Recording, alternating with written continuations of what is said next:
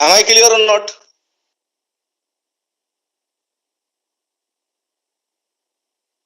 ठीक है, तो यहाँ पे क्या है कि ये जो भी आपके यूनिट्स हैं, ये जो भी इसके वैल्यूज हैं, ये सारे कन्वर्ट होके एक रेंज में आते हैं 0 to 1 में, where in most of the MADM techniques we consider 0 as the worst value and 1 is the best value. ठीक है, then we are going to calculate the weighted normalized decision matrix. This this weighted normalized decision matrix is computed after the normalization of the matrix, or what we are doing, we are going to multiply with the weights to the different criteria or different attributes. Then after that we are going to identify the ideal positive and the negative solution. This ideal positive and the negative solution is determined on the basis of nature of the attributes, because as I have said that normalization of the matrix you have done, but in the most of the MADM techniques, suppose if you are studied the desirability function approach and the gray relation analysis, where you have converted into the 0 to 1, but here in the Topsis method the normalization is the different. normalization क्या है यहाँ पे, different है. वहां यहाँ पे जो normalization हम करते हैं in general using this formula, I will later discuss about this, but what happens here in the Topsis method, the normalization only eliminates the dimensional effect. ठीक है, यहाँ पे क्या है, यहाँ पे जो है जो नॉर्मलाइजेशन है ओनली आपकी डायमेंशनल इफेक्ट को करती है, और you can say that it eliminates the unit of the different responses. सारे रिस्पॉन्सेज का यूनिट को वो एलिमिनेट करती है. ठीक है, but it not say that if that the normalized value come in between the range of 0 to 1, but you cannot say that 0 is the worst value. You cannot say that. ठीक है, and you cannot say that this is the your best value, 1 is the best value. ठीक है, आप यहाँ पे normalisation के basis पे आप ये नहीं कर सकते हैं कि those all the values, if the values of the MRR is closest to the 0, then it is the worst value, and it is closest to the 1, it is the best value. You cannot say here. Here it only eliminates the dimensional effect, or you can say that it makes the all the responses data into the unitless. Clear है, यहाँ पे 0 ऐसा नहीं है कि ये आपका worst value देगा, 1 आपका बेस्ट वैल्यू देगा, ये नहीं है. इसको यही जो प्रोसेस है, ये जो चीजें हैं मैं यहाँ पे आइडेंटिफाई करता हूं. Calculation of the ideal positive and the negative solution. So positive solution is based on the this ideal positive और ideal negative solution base can be calculated on the basis of nature of the responses.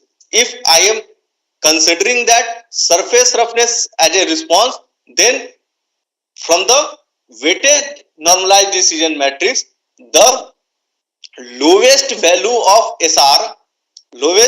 the SR is considered as ideal solution. Am I clear? And highest value of SR is considered as the anti-ideal solution. Similarly, if you are considering the MRR, then whatever the weighted normalized decision matrix that you have obtained, then from that weighted normalized decision matrix, the highest value of that weighted normalized matrix is considered as the ideal solution and its lowest value is considered as the anti-ideal solution. Then you have to calculate the separation distance measures from the how much that responses is, how much it is closest to the ideal and how much it is found for the anti-ideal solution. You have to find out the separation distance measures. Then after getting that all the separation distance from the positive ideal and the negative ideal, you combine them into a common in a single objective function that is called as the closeness coefficient. That is called as the closeness coefficient. And on the basis of this closeness coefficient, you are going to select the any one, or you can going to rank the alternatives based on this closeness coefficient. ठीक है, आप इस जो closeness coefficient आएगी उसके basis पे आप क्या कीजिएगा, you can rank the alternatives that you have available. Am I clear और not?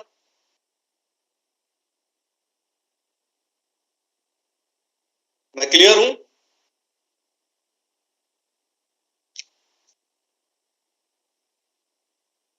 Now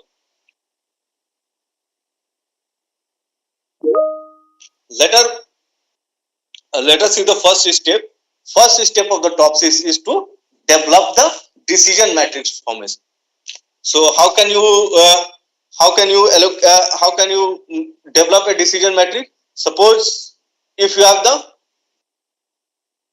m number of the mobile phones, that is denoted by the A1, A2, AI and AM.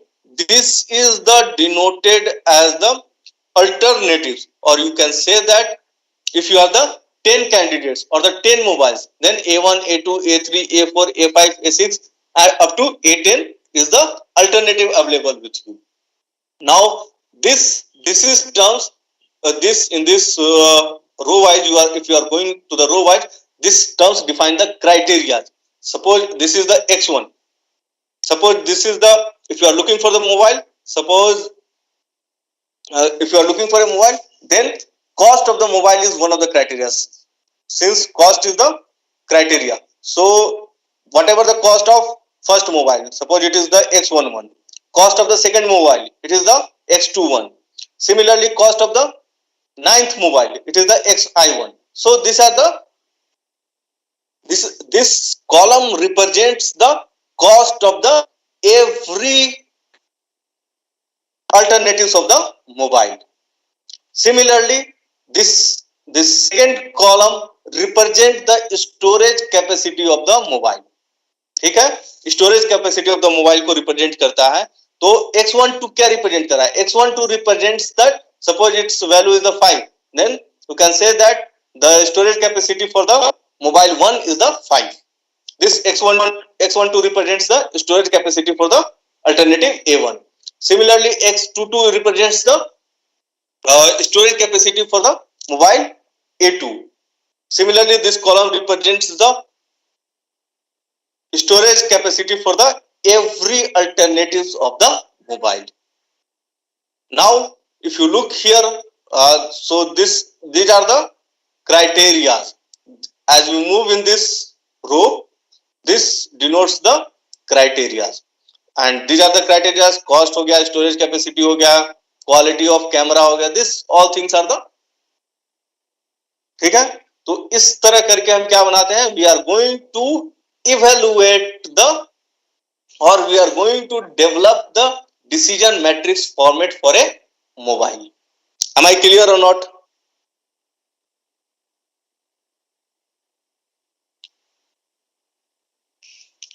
Secondly, second step is that you have to normalize the decision matrix. Suppose and this normalized decision matrix is represented as this one. This is the A1, A2, AI and AM, and this Rij, this is the Rij is denoted by the normalized decision matrix, and this Rij value is can be computed by using this formula, where Xij represents the this. If you are representing this one, then x11 you have to put. Suppose if you are representing the alternative for the alternative 1 and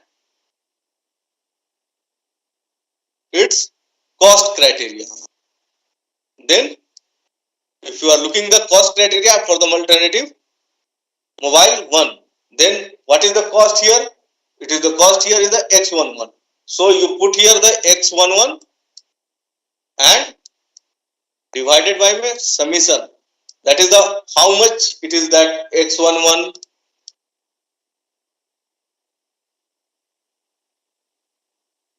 plus x12, sorry, x21 up to the end. और you can say that x11 x21 square xy1 square xm1 इसका सारा का square लेके under root निकाल के हम इसको normalise, sorry, we are going to normalise this matrix into the after that this normalized decision matrix is represented as this one. As you, as as as if you can say that from this normalized value it only eliminates the dimensional effect, not the, it doesn't eliminate the character of the responses. It doesn't eliminate the character of the responses. आप इसको note करके रखना, ठीक है? Then third step is that you have to develop the weighted normalized decision matrix. And weighted normalized decision matrix is nothing, it is the multiplication of the weight to the different criteria. Suppose if I have denoted as the weight for this cost matrix is the 0.25, then I just multiplied the 0.25 into R11 in order to get the V11. Similarly,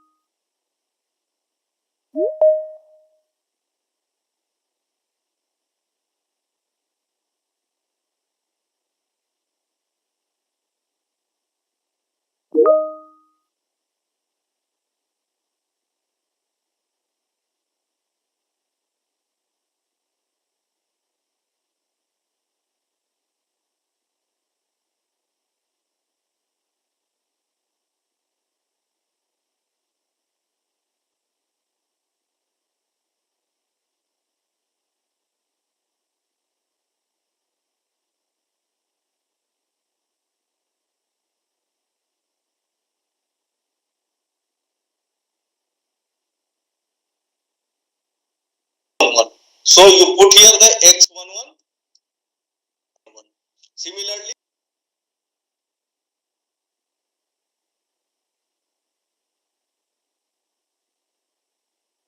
first matrix is the 0.25.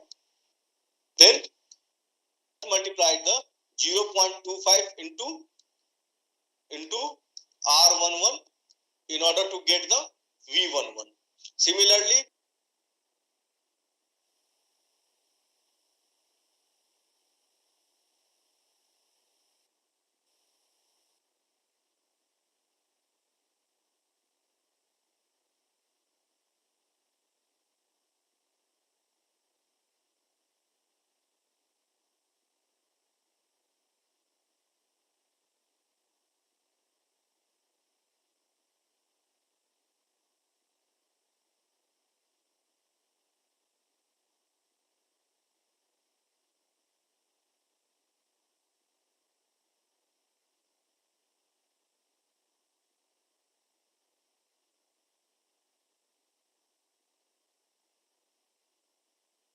Hello, मेरी आवाज आ रही है? और कहाँ से आवाज नहीं आ रही थी मेरी? अच्छा अच्छा, ठीक है। अब मैंने यहाँ बताया था कि once on the basis of the nature of the attributes, whether it is the beneficial or the non-beneficial, suppose if you are looking for a marks of any candidate, if the marks, what does it mean? The marks of the candidate, it is more and more, it is more closer to the 100. So the marks is considered, the highest value of the marks is considered as the positive ideal solution, whereas the lowest value of the marks is considered as the negative ideal solution or anti-ideal solution. Similarly, if your response is the cost, then highest value of the cost should not be preferable. Therefore, it comes under the highest value of the cost comes under the negative ideal solution, whereas its lowest value is considered as the positive ideal solution. Similarly, then we are going to determine the distance measures of each alternative from the ideal solution and how much it is far from the negative ideal solution or anti-ideal solution. So if you look here, the Si plus represents the alternative how much it is closest to its ideal solution, whereas Si minus represents that the alternative is how much far from the negative ideal solution. And this is the formula, and we can see in the example how can we implement these formulas in order to calculate the separation distance measures. After calculating this separation distance measure, we are going to compute the closeness coefficient, and this is represented as a Ci. Here I have written as a distance measure. आप उसको मत लिखना, ये आपको attentive बनाने के लिए है, ये डिस्टेंस मेजर नहीं है. This is the closeness coefficient, and this closeness coefficient is represented by the Ci. When we are taking the distance measures from how much it is far from the ideal solution as a numerator, then we are going to prefer the higher is the better criteria. Similarly, if you look for here, when we are preferring, when we are choosing the ideal solution, a distance of the ideal solution as a numerator, then lower value is the preferable.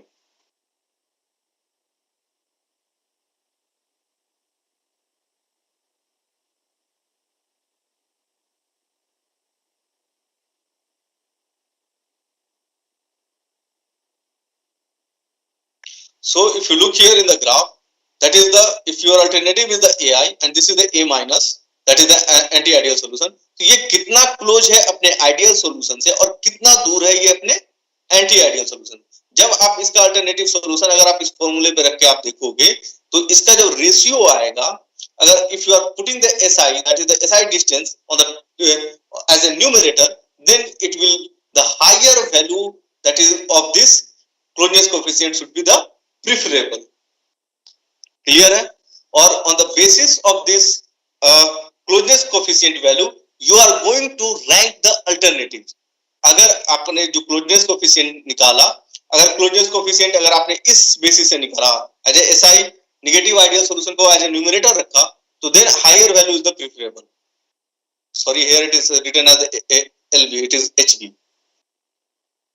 Then you can say that जो भी आपका highest value होगा that should be rank as a 1. अगर SI plus रखेंगे तो उसको lower is the better value as a आप करेंगे, रैंक करेंगे. उसमें जो लोअर वैल्यू होगी उसको आप चूज करेंगे.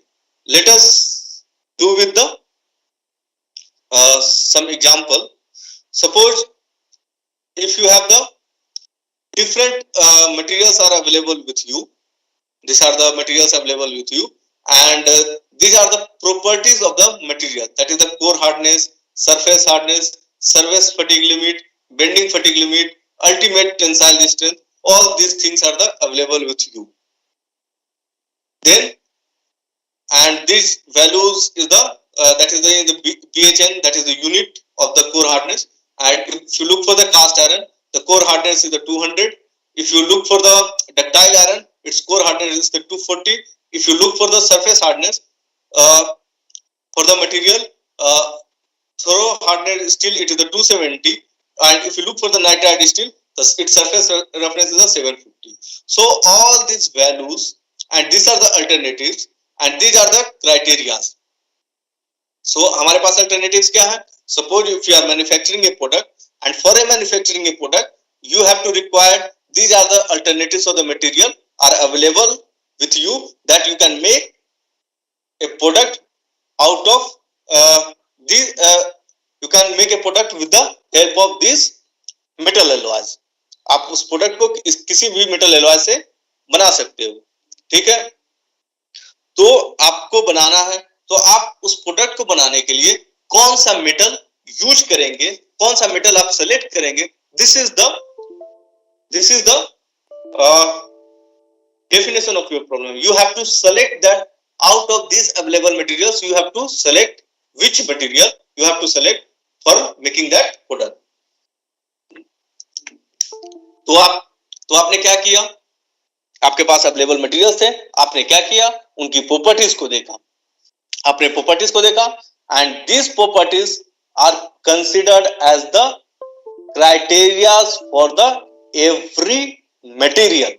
Suppose if you are looking for the cast iron, the core hardness, surface fatigue limit, bending fatigue limit, ultimate tensile strength, these are the criteria which are going to define the cast iron. Similarly, for the all material, we are going to find out these values, and these are the criteria, these are the alternatives, and this corresponding value of this metals alloys are considered as the decision matrix. So that you have first formed the decision matrix. The second is major thing you have to identify is that out of these characteristics, out of the available materials, if you are looking for the characteristics, that is the surface hardness, core hardness, surface fatigue limit, out of these characteristics, which characteristics are the beneficial in the nature and which characteristics are the non-beneficial in the nature. So here, except the core hardness, all the criteria are the beneficial in the nature. The core hardness, the lower value is the preferred, or for the surface hardness, SFL and BFL or UTS, the higher value should be the preferable. So this is the decision matrix, and you also identified that which criteria are the beneficial in the nature and which criteria are the non-beneficial in the nature. Then this is considered as your decision matrix.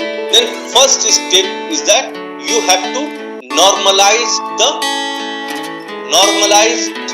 you have to find the normalized decision matrix. Suppose if you are looking for the cast iron, you have to find this normalized value for the 200. because you have to eliminate the dimensional effect.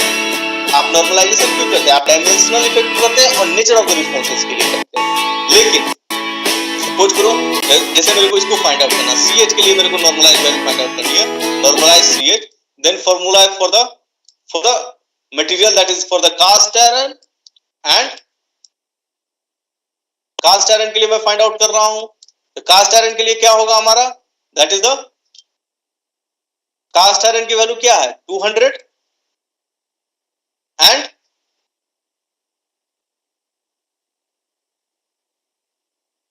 And square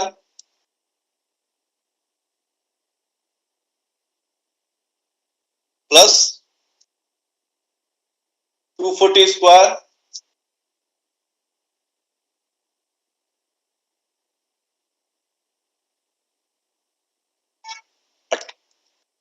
till the last 185 square,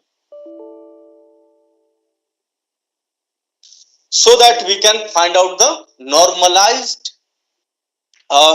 value for the cast iron as the 2600. Am I clear or not? Similarly, you can compute for the ductile iron, SG iron, cast alloy, or everything. It is nothing. You put this and find out the square of, if you are computing for the core hardness, you just find out the square of this, all the things, and square root, and divide the each alternative with that value, you get the normalized decision matrix as this one.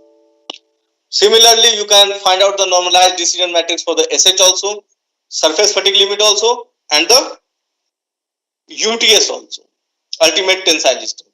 अब क्या है, अगर आप ये सारा table देखते हैं, ठीक है, अगर आप ये टेबल देख रहे हैं तो अगर आपने नॉर्मलाइज कर दिया इसको by using this formula, then if you look for the normal core hardness, it doesn't mean that the highest value of this core hardness is the डेजिरेबल।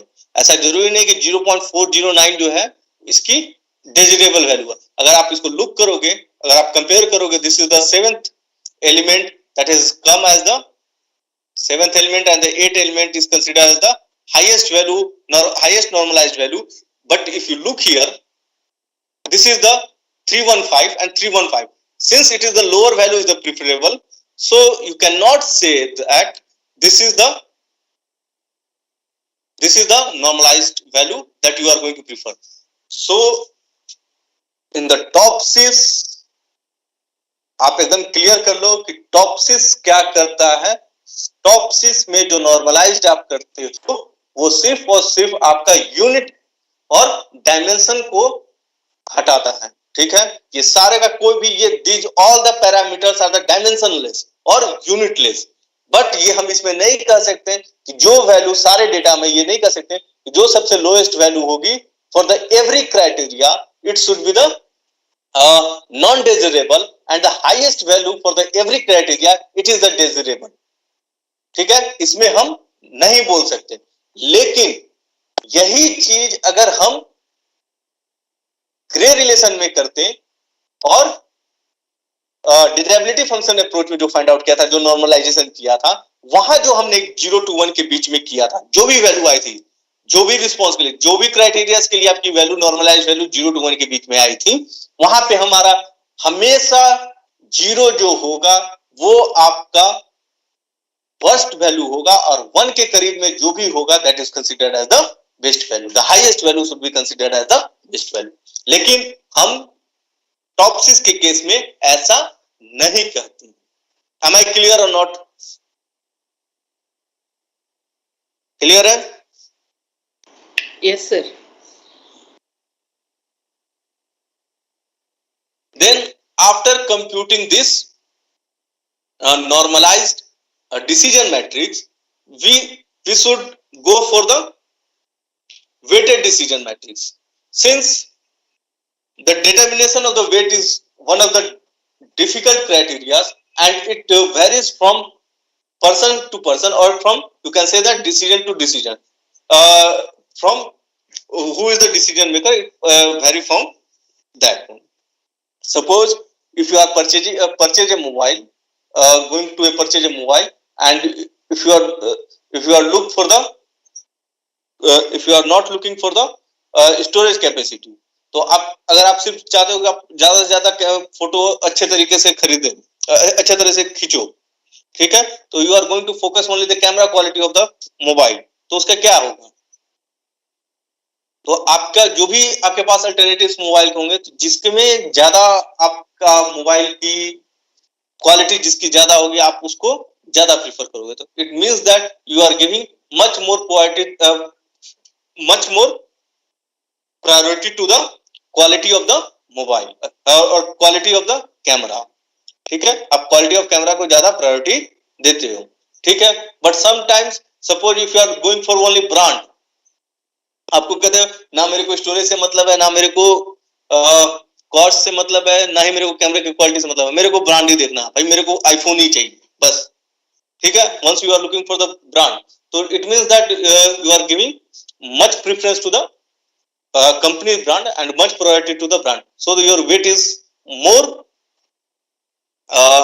to the brand, ठीक है, आप उसको ज्यादा वेट डिफाइन कर सकते हो, so assigning weight to the different criteria is one of the difficult tasks, but here in this problem I have considered as the equal importance to the all the attributes or all the criteria, ठीक है, मैंने क्या किया, सारे criterias को equal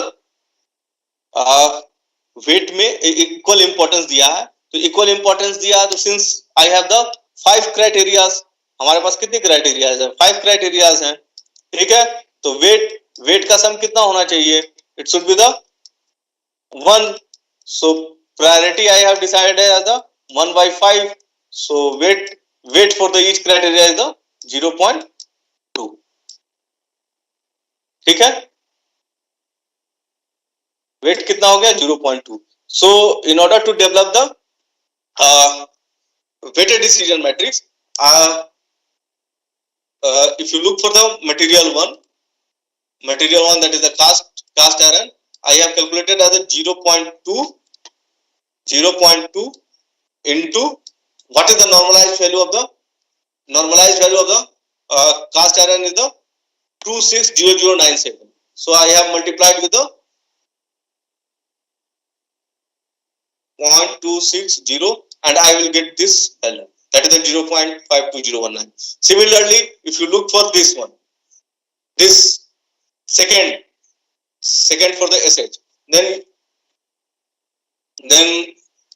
how will you find that 0.2 into its corresponding normalized value. Its corresponding normalized value is the 0.1677. Then you multiply it with the 0.1667. Then you will get this value. Similarly, for all the alternatives, we can find out the weighted decision value for the each criteria. Am I clear or not?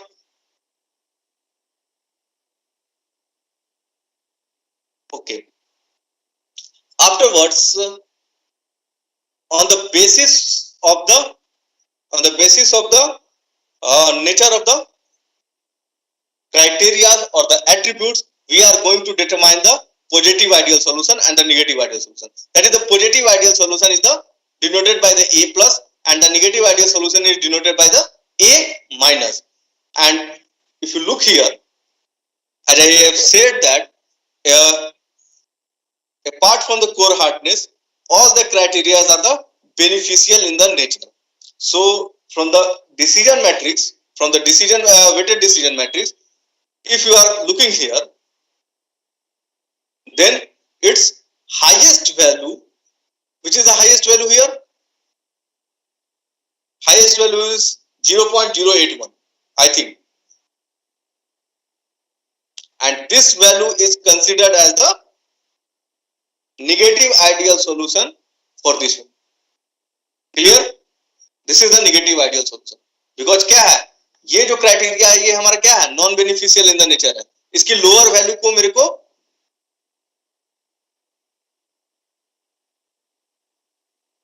इसकी lower value हमें prefer करनी है। तो जो भी इस decision matrix में जो सबसे हाईएस्ट वैल्यू आएगा, which is the highest value, it comes under the negative ideal solution, which is the lowest value, that is the lowest value is the 0.481, so it considered as the positive ideal solution. Similarly, if you look here for the surface hardness, तो whatever the highest value, because ये क्या है, beneficial in the nature है, तो इसकी highest value क्या होनी चाहिए, हमारा पॉजिटिव आइडियल सॉल्यूशन में होगा। तो हाईएस्ट वैल्यू कौन सा है, ये हमारा 0.114 है, तो ये हमारा 0.114 क्या होगा, हमारा पॉजिटिव आइडियल सॉल्यूशन होगा। और सिमिलरली जो इसकी लोएस्ट वैल्यू होगी इस कॉलम में, लोएस्ट वैल्यू क्या है, this is 1, this is 0.028 and this is considered as the negative ideal solution. Clear है? तो ऐसा करके on the basis of the nature of the criterias, कैसा क्राइटेरियाज है हमारा, whether it is the beneficial or whether it is the non beneficial, on the basis of that we are going to find out the positive ideal solution and the negative ideal solution. Am I clear or not?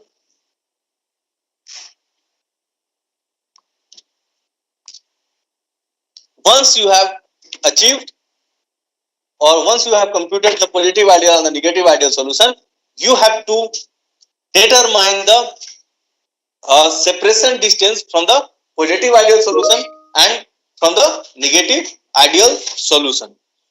So in order to find out the separation distance from the positive ideal solution, it is denoted as the Si plus, and for the negative ideal solution it is denoted as the Si minus. For the material one, that is the, if you look here, if you are looking the for the cast iron, that is the material one, it has been computed as a 0.189. How will you compute? You will go to the this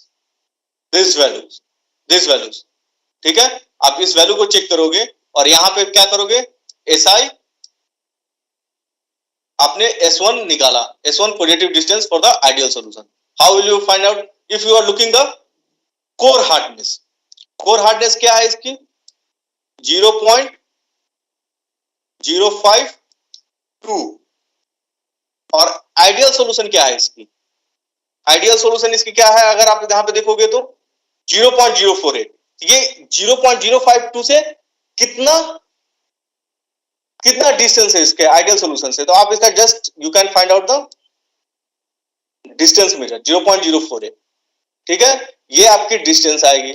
suppose करो if you are calculating the distance, it may be the positive और it may be the negative, तो in order to eliminate the this sign effect, we are finding out the square of this one and then we are going to find out the square root, ठीक है। तो S1 निकालने के लिए हमने ये किया, फिर हमने इसका देखा क्या कि ये जो सरफेस हार्डनेस से है, सरफेस हार्डनेस से भी ये कितना डिस्टेंस इसका दूर है, तो उसके लिए फाइंड आउट किया मैंने। तो इसका कॉरस्पॉन्डिंग फर्स्ट के लिए मैंने क्या देखा, 0.30 और 030, और ये इसकी आइडियल सॉल्यूशन क्या है, सरफेस डिस्टेंस की, सरफेस डिस्टेंस की आइडियल सॉल्यूशन क्या है, 0.114। So we have computed as 0.114 and its square. Similarly we can do for this one and this one and this one. सारे के लिए हम फाइंड आउट करेंगे up to the last.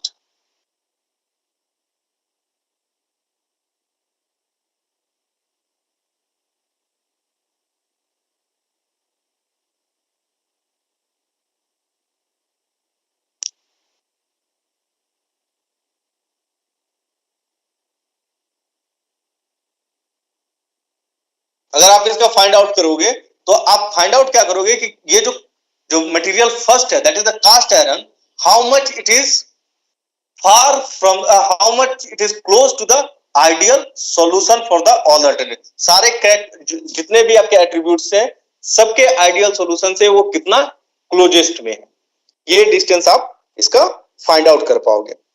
M I clear और not?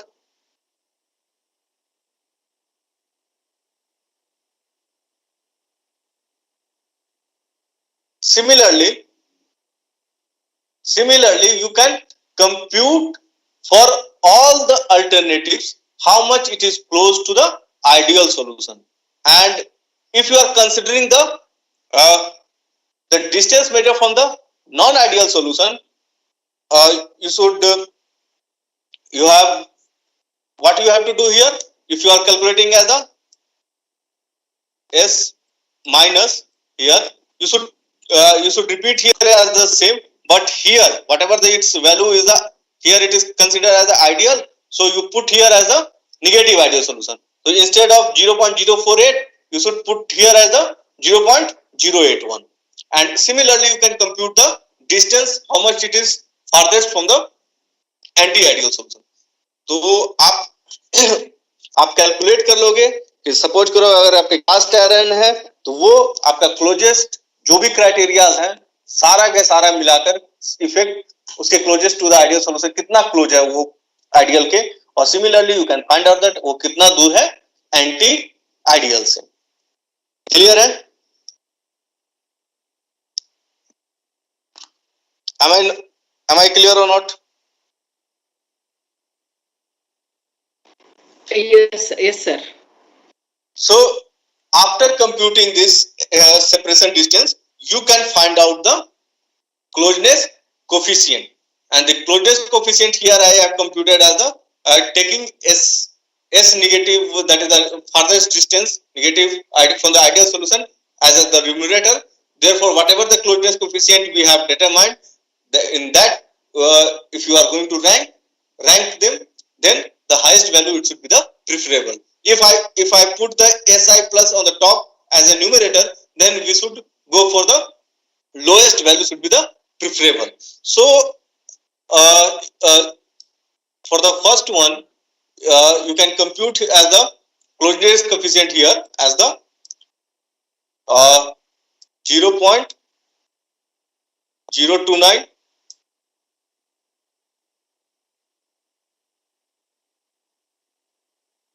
0.189 plus 0.02। अगर आप ऐसे calculate करोगे तो this represents that higher value should be the preferable, and if you are going to find out like this by closeness coefficient, if you are finding for the all alternatives as putting the separation positive separation distance on the as a numerator, then you should rank the alternatives in the order of the lower value, or you can say that descending order.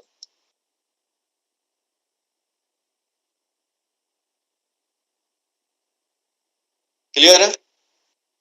तो हमने यहाँ पे closeness coefficient अपने सारे alternatives के लिए find out किया, और फाइंड आउट करने के बाद हमने देखा कि जो भी हाईएस्ट वैल्यू है इसकी, the highest value whatever we have achieved, we can say that this is the or we can say that, or we can rank the alternative. ठीक है, हम उसको 7th नंबर वाला जो आइटम्स होगा उसको हम चूज करेंगे for the making the any product. Am I clear or not?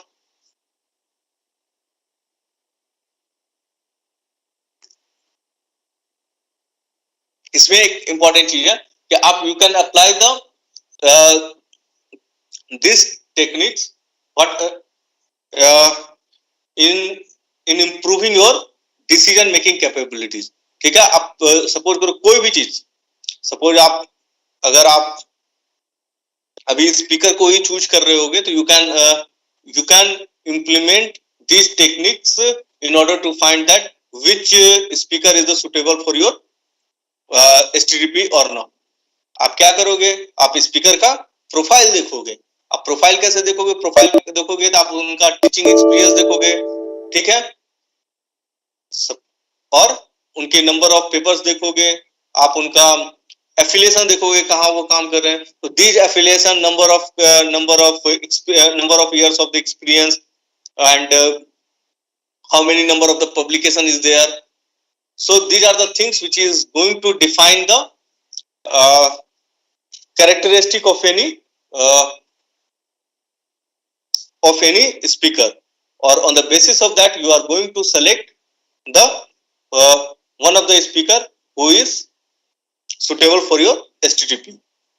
ठीक है, अगर आप कहीं घूमने जा रहे हो, इन जनरल क्या होता है, जब if you are planning for a vacation, ठीक है, तो जब वेकेशन प्लान करते हो तो आप क्या देखते हो, there are the several alternatives, ठीक है, there are the several alternatives of the cities such as the Goa, or you can say that Diu or anything. तो जो भी alternatives आपके चॉइस के हैं, तो आप क्या देखते हो, आप उसमें सारा चीज देखते हो कि उसकी आने जाने की अवेलेबिलिटी कैसी है, अवेलेबिलिटी ऑफ द ट्रेन है कि नहीं, किसी फ्लाइट ही है, कितना कॉस्ट होगा, कितना डिस्टेंस होगा, ये सारे क्राइटेरियाज होते हैं, ठीक है।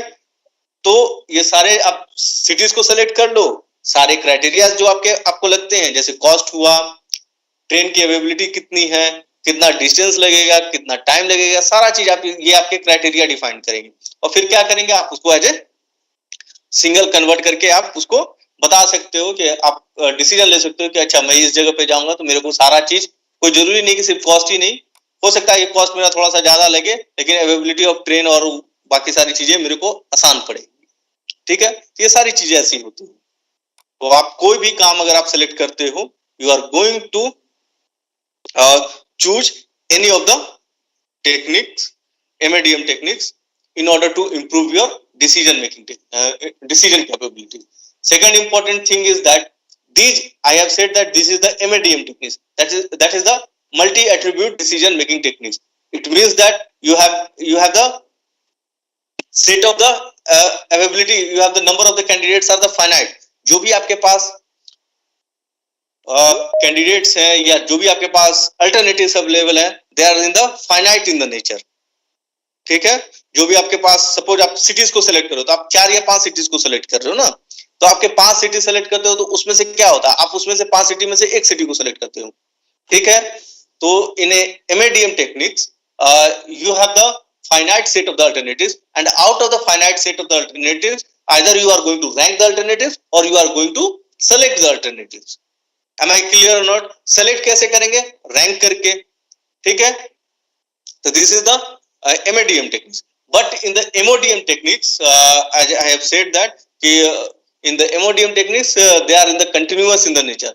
आप वहां पे क्या करते हो, आप उसके फंक्शन को इन द मैथमेटिकल इक्वेशन में बनाते हो, मैथमेटिकल इक्वेशन से in order to interpret the objective, in order to get the optimal result, such as you have first you have learned this one of the MODM techniques. Simplest is in the operational research course, where you have the, suppose in the linear programming method, where you have learned that you have the available resources, you have the available, and you have to make the product. So you have formed in the terms of the equation, that is the profit equation that you have written there, and you have solved the equation within the given constraints. ऐसा आपने solve किया होगा, तो वो सारी चीजें आपकी MODM techniques में आती है, ठीक है। MODM टेक्निक्स में आने के लिए आपको there should be always requirement of the mathematical function in order to get the optimal result. This is the basic difference between the MADM and the MODM techniques. Am I clear or not? Yes, sir. Yes, sir. So, do you have any query regarding the Topsys method? Please may ask.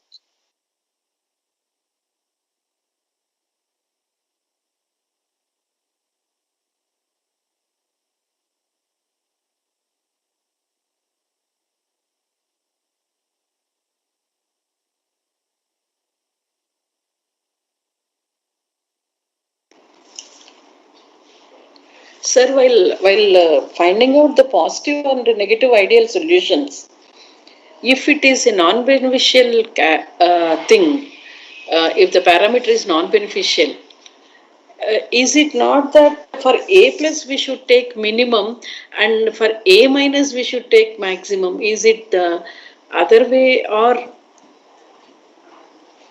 because it's madam not beneficial. Because it's non-beneficial, we want that to be minimum. Therefore, is it not so, sir? Or I mean, ma'am if you look as a example of the cost, ठीक है, आप cost का example देखिए, ठीक है, तो अगर okay. आपके पास जो कॉस्ट है, ठीक है, अगर आप किसी चीज को अगर आप पे कर रही हो तो आप क्या उसको ज्यादा पे करना चाहेंगे कोई भी प्रोडक्ट के लिए? No, no. नहीं। तो Minimum. हाँ, डेफिनेटली नो। तो उसमें क्या है कि अगर आपका ये क्या हुआ, this is comes under the non beneficial in the nature, ठीक है, तो जो भी अगर highest value of the cost is going to be not preferable. Yes, yes. Am I clear? Yes. ठीक है, then it comes under the anti ideal solution. Okay. ठीक है, Okay, okay. So जो it is lowest value of parameter the wise. Cost it Right. Will comes under the positive ideal solution. Okay. Okay, sir. Okay. Am I clear और not ma'am? Yes, yes, I got it. I was thinking that after the weighted, because it is maximum, it should be considered as negative, positive. Right, sir. Got it. नहीं ma'am, देखिए आप यहाँ पे confuse मत कीजिएगा, थोड़ा सा आप यहाँ पे ध्यान दीजिएगा वेटेड डिसीजन मैट्रिक्स में। जो हम लोग टॉपसिस में जो नॉर्मलाइजेशन करते हैं वो सिर्फ और सिर्फ हम लोग डायमेंशनल इफेक्ट और यूनिट उसको यूनिटलेस पैरामीटर में बनाते हैं, ठीक है।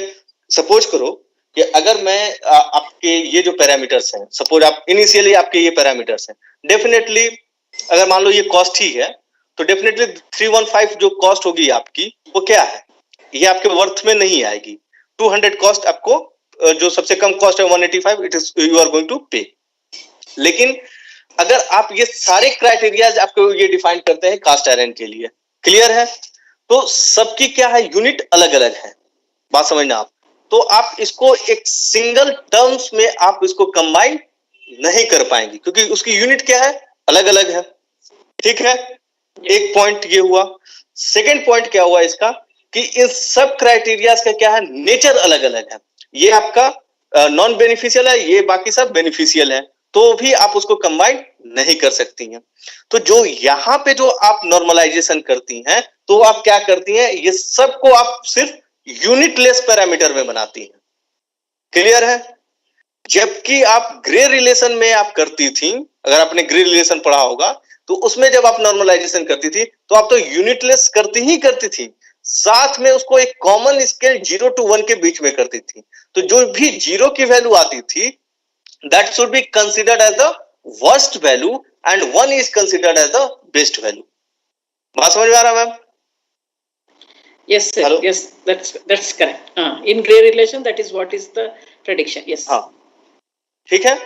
तो यहाँ पे सिर्फ हमने क्या किया, हमने सिर्फ इसको डायमेंशन लेस बनाया, और डायमेंशन लेस बनाया तो हम ये नहीं कर सकते ना कि ये जो वैल्यू है हाईएस्ट वैल्यू को मैं नहीं चूज कर सकता इसकी, ठीक है, क्योंकि ये अभी इसका नेचर जो है वो अभी तक एलिमिनेट नहीं हुआ है। तो नेचर एलिमिनेट करने के लिए हमको ये जो टर्म्स है हम लोग यहाँ पे टॉपसिस में ये चीज देखते हैं नेचर के लिए, whether it is the beneficial और whether it is the non beneficial. Am I clear or not? Yes, sir. Yes, that I got it, sir. Thank you. Got it. Thank you. Thank you, sir. So, how much time it is left? Sir, our next lecture will be from 11:45. So it's difficult to cover the PSO in 10 minutes. So if I will get the times in the last day, I will cover that PSO. So you take that break of 10 or 15 minutes. Then you should continue the next session. Okay, sir. Okay, sir. Is it fine? Yes, sir. Yes, sir. Okay. Okay. Thank you, sir. Okay, thank you, sir, for sharing your valuable knowledge with us. Thank you for joining with us, sir. Thank you, ma'am. Thank you. Thank you for the invitation. Thank you, sir. So all the participants are requested to join for next lecture at 11:40. Okay, because our next speaker, Dr. Akhtar Khan sir, will join at 11:40 p.m. So I request all the participants to join 10 minutes before.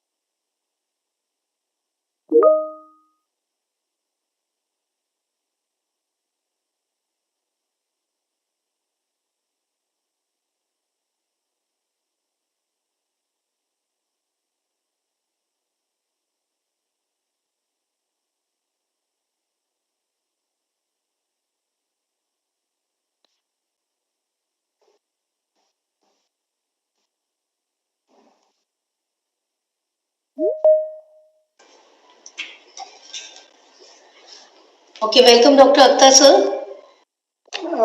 Thank you, ma'am. Am I? Yes sir, you are visible and audible sir. Okay, thank you for the confirmation. Okay. Okay. So once again, I welcome all the participants. Our speaker has joined with us, and the title of our next expert talk is on Mura technique, which will be given by our eminent speaker, Dr. Akhtar Khan. Sir is working as an assistant professor in the Department of Mechanical Engineering at Indian Institute of Information Technology, Design and Manufacturing, Kurnool, Andhra Pradesh, India. Sir has done his PhD in Mechanical Engineering from National Institute of Technology, Rourkela, Odisha, and obtained his B degree in Mechanical Engineering from Bhilai Institute of Technology, Dur, Chhattisgarh. So, area of interest lies in the research area of machining of difficult to cut materials, micro and nano machining, cryogenic machining, optimization methods in engineering design, single and multi-objective both, and the multi-criteria decision making. Sir has published more than 70 research publications in various reputed national and international journals, and also presented papers in various conferences also. So we are waiting to hear from Dr. Akhtar Khan sir. And thank you sir for accepting our invitation. Thank Thank you, you for madam. joining with us sir. Thank you for such a nice and beautiful introduction. First of all, I would like to thank the entire organizing team for giving me this opportunity to be a part of this a wonderful and 1 week short-term training program. It will be a great pleasure from my side to be have or to have a part of this FDP or STTP. I'll try to make it fruitful by sharing my views on this session as well as in the upcoming sessions. Like I'll be taking one more session on RSM, response surface methodology. So I'll try to make it fruitful to the participants. Once again, thank you for the organizing committee for giving me this opportunity. Thank you sir. So, shall we start, madam? Yes sir, yes sir. Okay, so I just wanted to share my screen.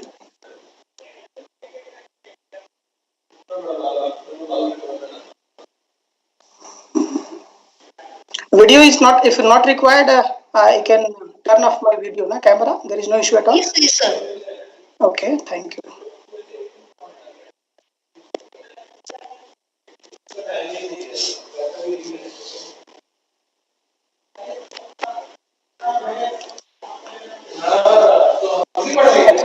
This is the first time I'm taking session using this platform. How to share my screen? Can you help me? Sir, on the screen there is an open share tray option at the side of your mic and speaker. I think. Open share. Yes, yes. It's I think from there you can share your presentation. uh, okay. Uh, Please confirm. Now my screen is shared, no? yes sir, yes sir. Okay, okay.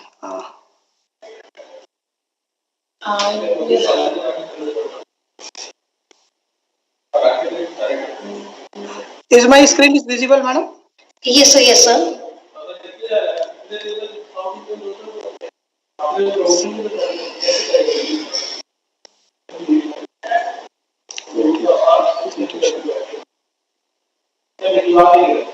And I just wanted to confirm one more thing. Yesterday I shared one Excel sheet to be circulated to the participant. If it is shared, then it is good. Otherwise, we will share now. Okay, I shared with Verma sir, Ajay sir. okay, I will confirm it from the Burma sir. Sir, actually, I don't have any information regarding this. We can ask any of the participants whether they have received one Excel sheet or not. Okay, okay, participants, have you received one Excel sheet regarding this presentation from Dr. Verma sir or Dr. Professor Vicky sir? Hello, participants. Vicky sir.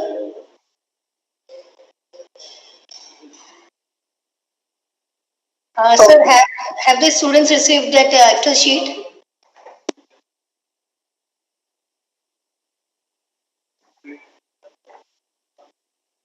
Okay, okay. Yes, sir, they have received, all the participants have received the Excel sheet. You can start now, sir. है ना?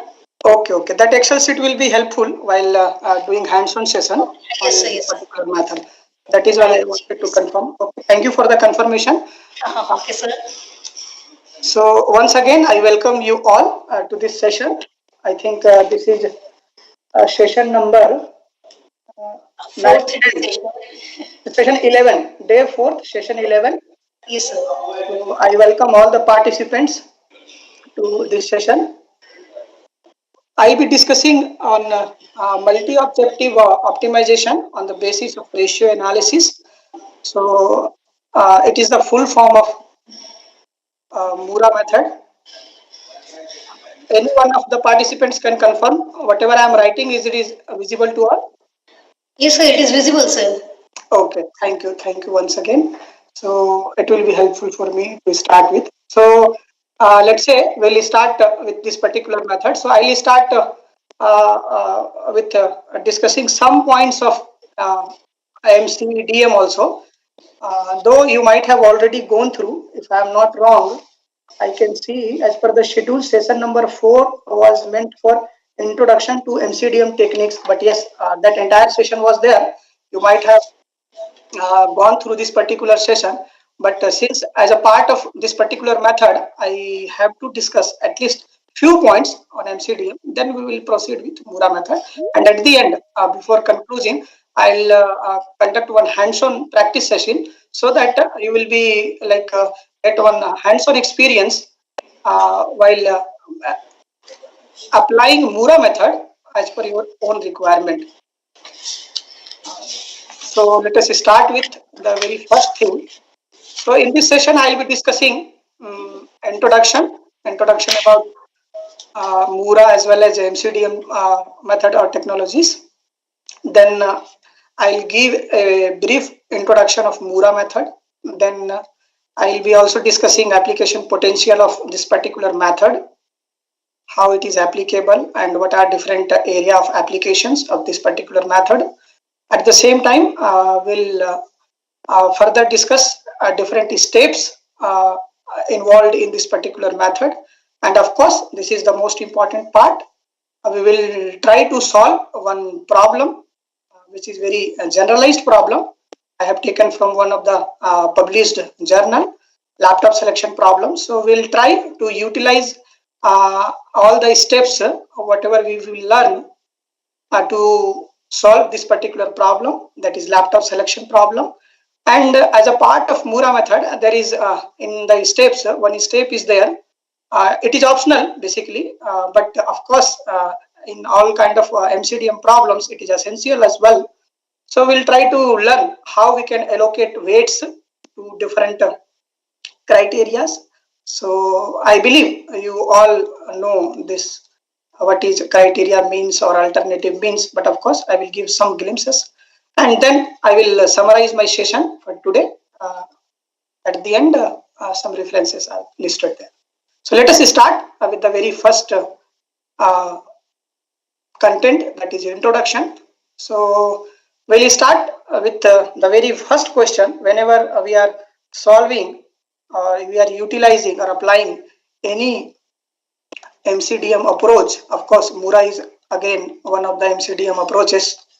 So whenever we are applying any MCDM approach or any MCDM method technique, the first question comes into our mind is what is decision making. If you ask me, so frankly speaking, I believe, including me, we face a lot of problems while making decisions. Whether it is a personal decision or professional decision, I always or we always feel difficulty. So why these difficulties are associated with decision making? We'll try to understand, and at the end, with the help of some technology, yes, of course, statistical approaches are there to deal with these situations, decision making situations. So of course, if there is if your personal life or if it is your professional life, uh, in every phase of life, if you believe me, there is a research article published by Harvard Business Review which says that each human being produces or thinks around 2,000 decisions, about 2,000 decisions per working hour. It's a quite a big number. Or we can say decisions before deciding anything, it may raise in the form of thought. So I will try to answer this question, what is decision making? So let us try to answer it by asking another question, how we make decision. If you answer this question, how we make decisions basically, then I think we will be able to realize the answer of this particular question. What is decision making? So if I ask you how we make decisions basically in our day-to-day life, whether it is a personal decision or professional, you may take any personal decision or you may take any professional decision, but of course the procedure how you are taking that particular decision may be almost in line with each other. So I can say we make a decision by following that particular steps. First thing is setting or revising goals. So first and foremost thing, you have to identify and set your goal. Okay, goal may be anything. As I have already mentioned, the decision may be personal or it may be professional. So let us say, let us consider one example of a personal decision. You want to buy a smartphone. So I must say, buying a smartphone is nothing but setting up a goal. You have, yes, I want to buy a smartphone. So that is the very first step, how we make decisions. So setting or revising the goal. Once you have set the goal, you have decided, yes, I want to buy something, some smartphone. Then the next stage is you always make some plans. So the next stage is making planning or plans. So once it is decided, then you will plan whether to buy online or offline. Okay, or you will discuss some of the friends which option will be better, and many points are there. Means there is a second stage of making plan. Writing's And not that once you have easy, planned, but Grammarly the can next help. stage, This sentence is gathering grammatically information. correct. This is the very important stage basically. Hello friends, because today we saw if you received related to any stress. misleading information, So in entire this decision numerical, will be data is let's say given go calculate into a different bending direction. stress for a simply So supported gathering beam. information So beam plays is given very simply important supported. role in decision making, 6 I meter must in say. span, that's So why in length this of the beam particular is given 6 point, meter. you have to be very careful. The width of because the beam information is in 300 general mm and are depth classified is into two 600 broad mm. categories. So width is given B is First, equal to general 300 information, mm and depth and it is may given be specific B is information. equal to 600 So mm. you have to be very Then careful in data is gathering the given the beam information. carried a Okay, UDL so of this is 40 just one kilonewton stage. per meter over the Once entire you have span. received Means or gathered the here information, collected all the UDL information, over entire then span you have that to is given 40 go for the kilonewton next per step. meter. Here that 40 kilonewton is per structure meter. the So decision. convert it into Newton. So Whatever 40 decision you multiplied want to 10 take, raised to 3. once your And information is per collected, meter, this is instead of actually meter, we convert it into a major mm. point. So divided by 10 raised to It plays 3. a major So role. 10 raised to 3, Once you 10 have raised to all the 3 cancel information, out. it So will be very 40 easy Newton to per structure mm. your decision. So here, And last but not the least, you will make final selection.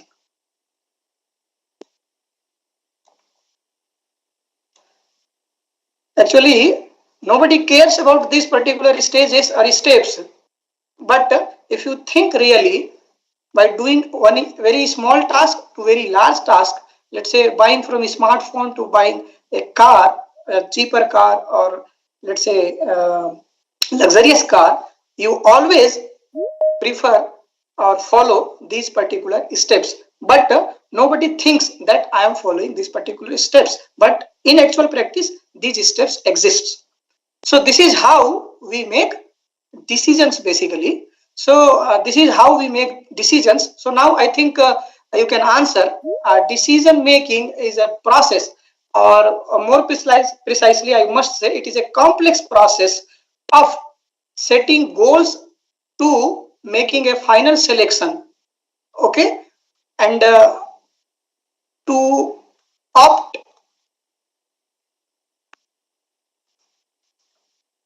I will discuss with some of the examples. What does it mean by criteria and alternatives? Just for the time being, you take care of these two terminologies. I'll discuss in later stage. It is there. So now with this slide, it is now very much clear. So whatever stages I had discussed so far, that is called as decision making process. So if you see this particular diagram, this particular section, you can say the entire process is consisting of multiple stages.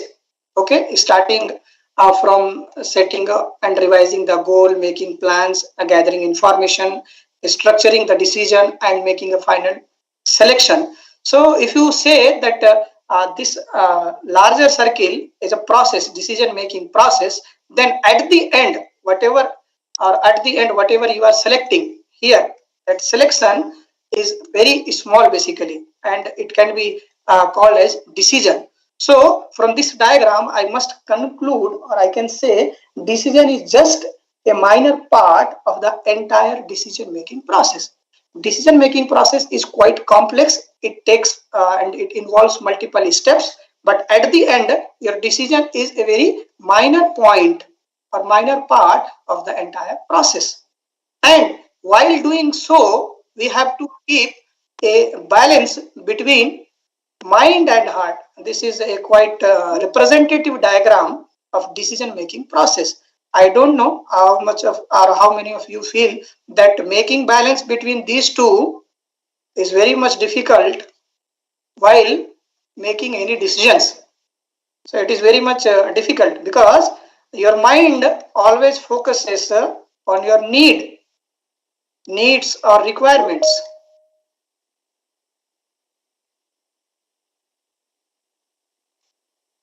But in contrast, your heart always focuses on your wish or wishes. It is not what you want or what you need always. Let us say, if you will, I'll take the example of that particular smartphone. Your heart always wanted or always wish to have an iPhone, but your mind doesn't permit. Okay, it makes number of restrictions. So you should not put that much money on that particular component or particular product. You may either use some of the part of that money in some other utensils or some other gadgets. So there is always it will restrict you. It will say you no, it is not your requirement. It is not your need. With some cost-effective mobile or smartphone, you will get same features. So it will try to convince you. So there is very difficult. That is why decision making is a very complex task, because we need to balance between these two things, between our heart and mind. So if we are making, that is why it is quite difficult to take and come to a conclusion while decision making process. So this is how we can relate this process with a mind game, you can say, and balance between mind and heart. So this is all about decision making. Now I must summarize this one. So I have already answered, but yes, this is one of the listed answer. So now I can say decision making is a complex process of selecting criteria. Whatever, let's say I have already decided one product. In that product also, I have just given one example. The product, let's say mobile, it may be like iPhone. So brand also we will see, it may be iPhone or some other brands, brand 1, brand 2, brand 3, brand 4, multiple brands are available. Okay, and for each brand we will set some criteria. We will see with some example how criteria plays a crucial role while decision making. So we will set some criteria also. Our criteria will be there before selecting any product. Then we will also determine alternatives.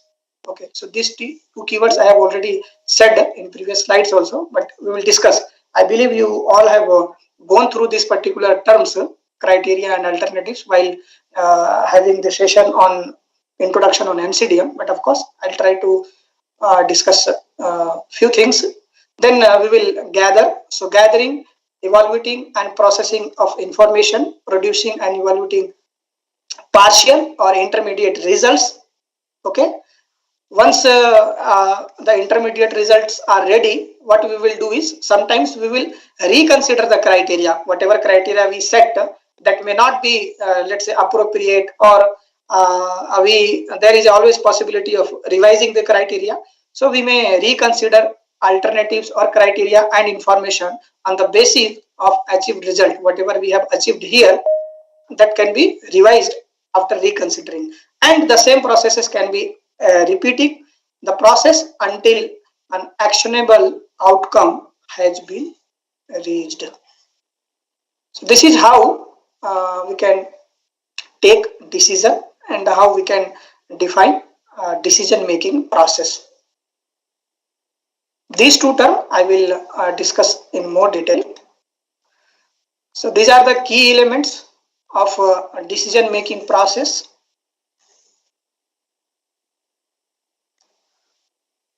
First, so there are like four questions in decision making. We'll try to answer these four questions basically. How to make decisions, what decision has to finalized, who will make the decision, of course, decision maker.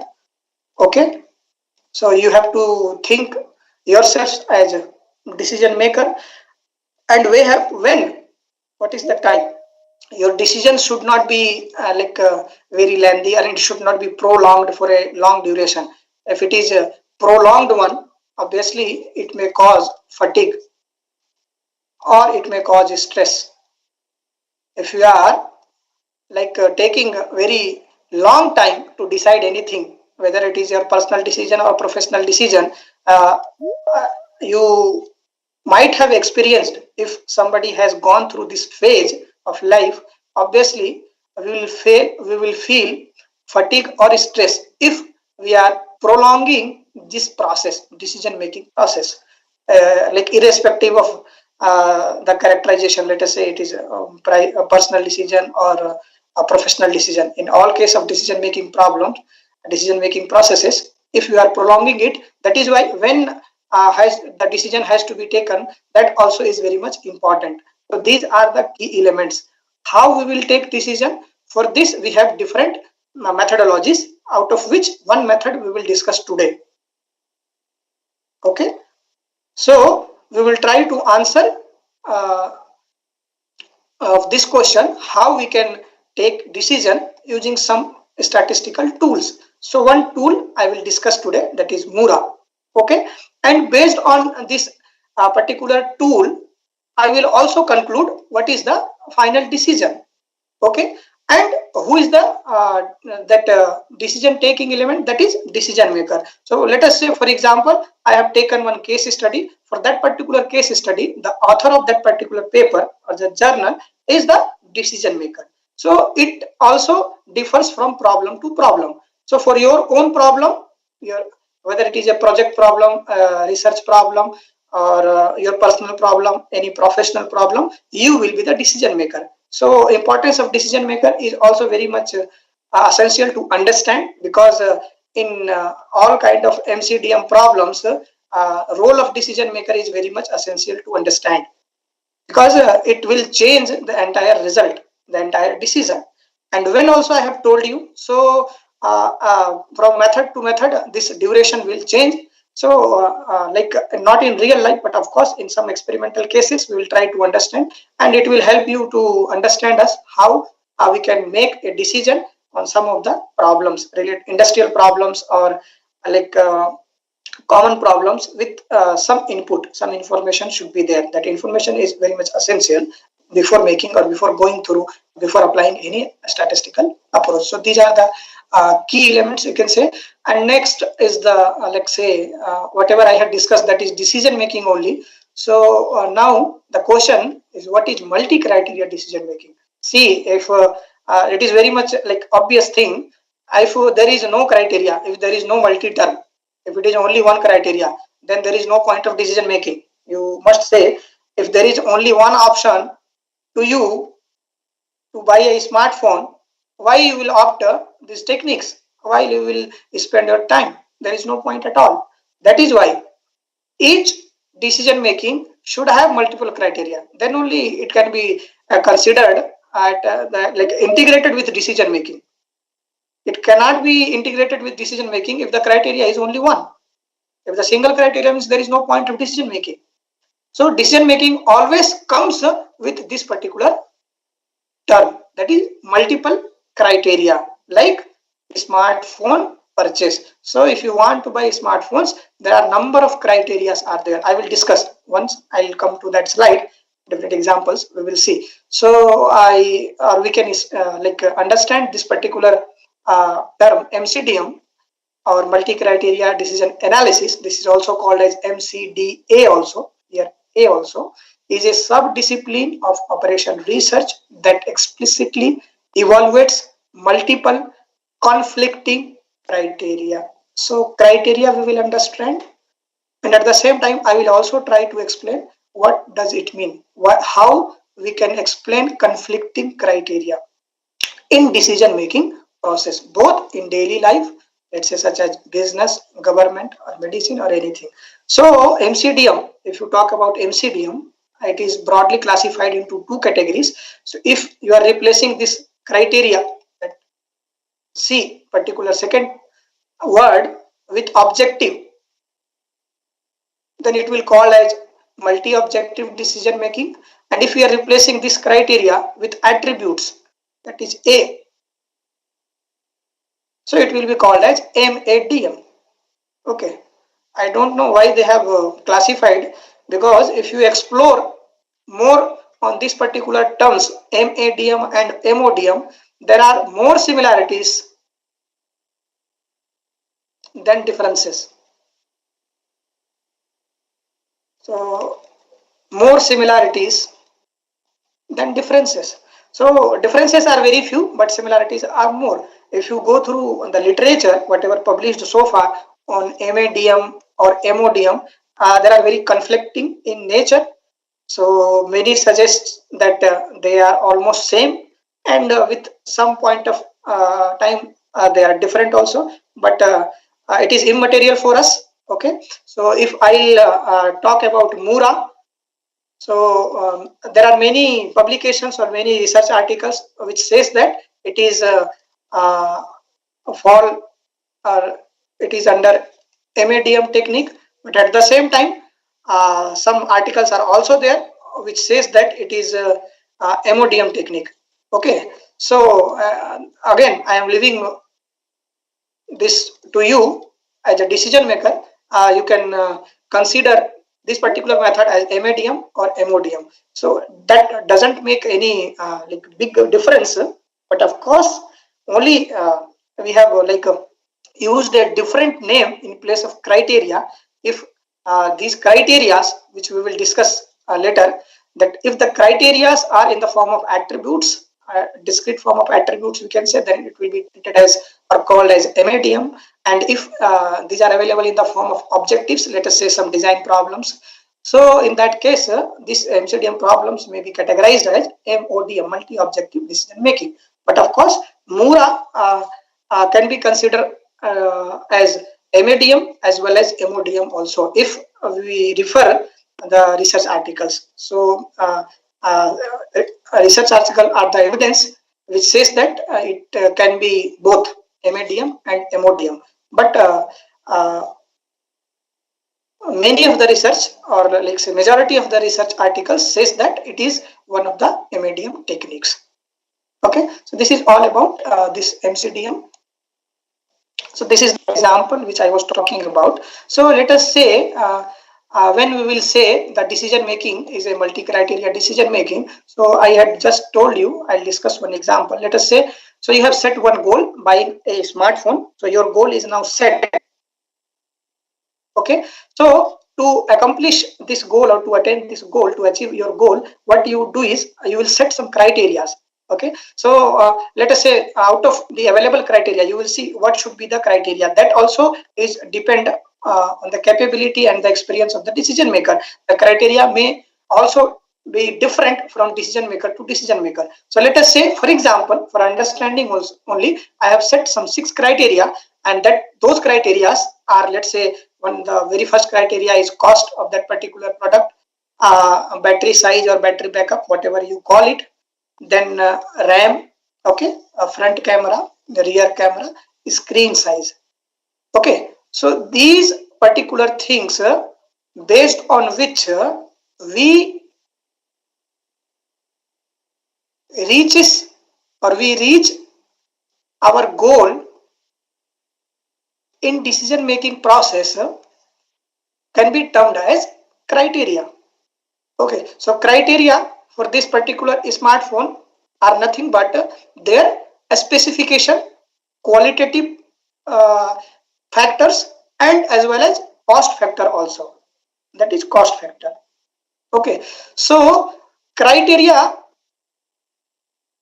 is again divided into 2 categories.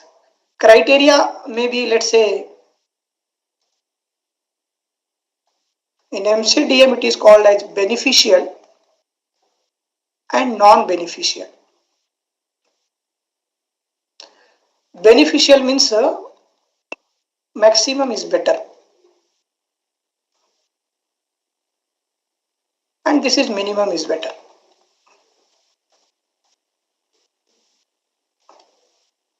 So whatever non-beneficial criteria, so if you divide and if you try to identify what are the criteria which are non-beneficial here, so there is only one. So non-beneficial criteria are also called as cost criteria.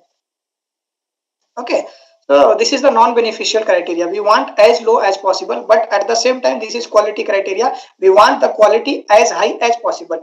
Means we want big battery size, higher RAM, very like good camera with high resolution, picture resolution we can say, or megapixels, whatever it may be, the unit may be. Here also rear camera also, and screen also with great resolution we want. So these are the things we want as high as possible, but at the same time we want this cost to be as low as possible. That is why it is called as non-beneficial criteria, and all these criteria will be termed as beneficial criteria. Okay, so beneficial will be as high as possible. This will be helpful while solving the problem. That is why I am discussing here. So let us say you have set your goals. So your problem has not solved here. After this, what you will do, you will, by considering these criteria into account, you will try to identify alternatives. So your alternatives may be phone 1, phone 2, phone 3, phone 4, phone 5.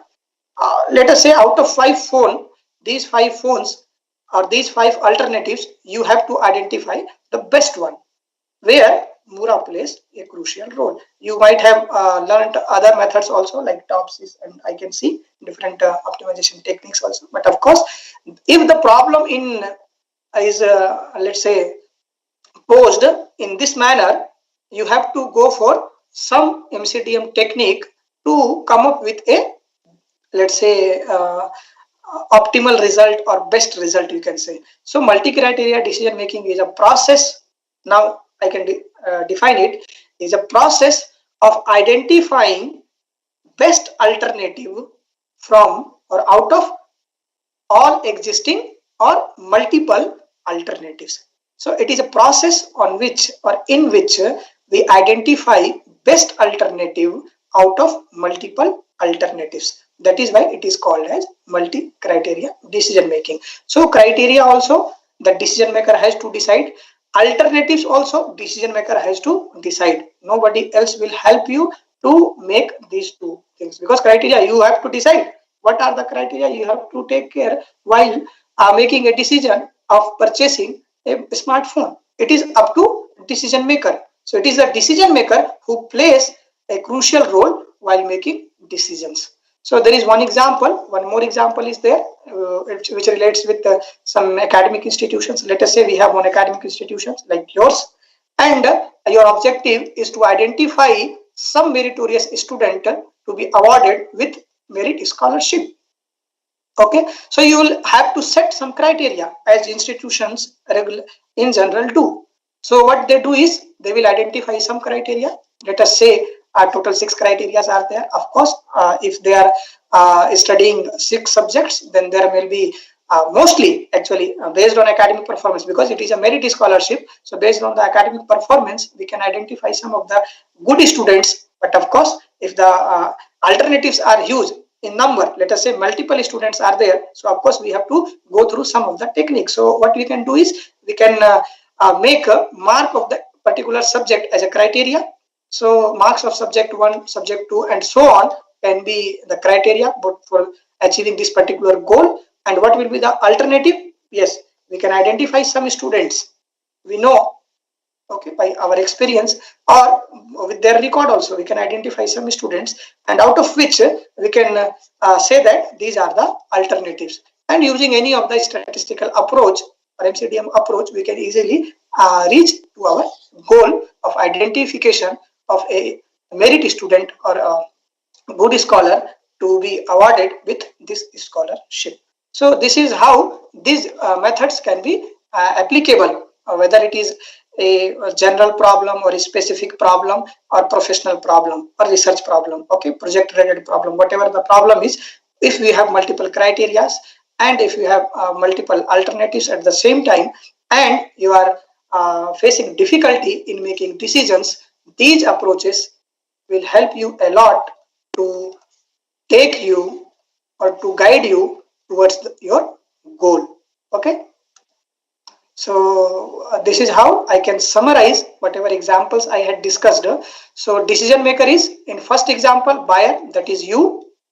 Okay, so you just try to understand different terminologies here. With this I will conclude and directly I will jump to the topic of today's discussion, that is MOORA. So buyer here in the very first example is the decision maker, and here let us say the school committee. Okay, it may be, the committee may consist of, let's say, principal and some senior professors, head of the department and some class teachers. Okay, so there will be one committee. So this term are nothing but decision maker. They are decision makers. Okay, and criteria. So for the first example, whatever I had listed, that cost, battery, RAM and etc. was the criteria. Here subjects were the criteria, subject 1, subject 2, subject 3, or marks, basically we can say marks obtained in subject 1, subject 2, and what was the alternative. This is called as decision alternative. So here the alternatives were phone 1, phone 2, phone 3, and here our alternatives were number of students. And now I can define my problem, decision problem. What was the problem? Here I have to identify the best phone out of the alternatives available. So I have to rank all mobile phones from the best to worst. So our problem can be treated as a ranking problem as well, so that once we will rank it, we can identify which mobile is best out of the available alternatives by considering all the criteria, beneficial and non-beneficial criteria decided by the decision maker. And our problem also will help us to select the best mobile phone. At the same time here, to rank all the students from best to worst based upon their performance and the mark obtained in different subjects, and to select the top students who will be the recipient of the merit scholarship. So this is how we can summarize a MCDM problem. Okay, and if you have a problem like this, ultimately you have to go through some of the statistical technique or approach, because if there is only single criteria, there won't be any difficulty. You can decide yes, it is the best one, because only one is the best always. But if it is multiple one, then always you face some difficulty in identifying the best one. So these are the methods, MCDM approaches, which will help you to reach towards the goal and to identify the best solution out of the available alternatives or available solution, multiple solutions or multiple alternatives. So let us start our discussion with Mura method, which is one among those techniques, MCDM techniques, which will help you to identify the best alternative out of multiple alternatives available for a particular set or a specific problem. Okay, so this is a brief introduction of this particular method. That is not at all required, but let me just go through these slides. So yes, this is the gentleman who has developed and dedicated this particular method for us. So William K. Breyer's multi-objective optimization on the basis of ratio analysis. This also I will discuss why it is called as a ratio analysis, because it is based on ratio analysis. So there are multiple extensions. Once he has developed and dedicated to this community, scientific community, researching community, academia and industry. So once it is dedicated for the very first time, after this or after him, like himself and along with some other collaborative research work, he has also extended this particular method, which called some multi-Mura, MOOMESA and other methods are there. So here we will discuss the very first one, the original Mura method, but of course there are multiple extensions of this particular method. If you understand this basic one, you will be very easy in understanding the other extension of this particular method as well. So it was developed and proposed in the year of 2004 by Breyers. Okay, so it is a process of simultaneously optimizing two or more conflicting attributes. So conflicting means the attributes or the objectives, as I told you, M, C, D, M. So if you replace this criteria with attributes, it will be M, A, D, M.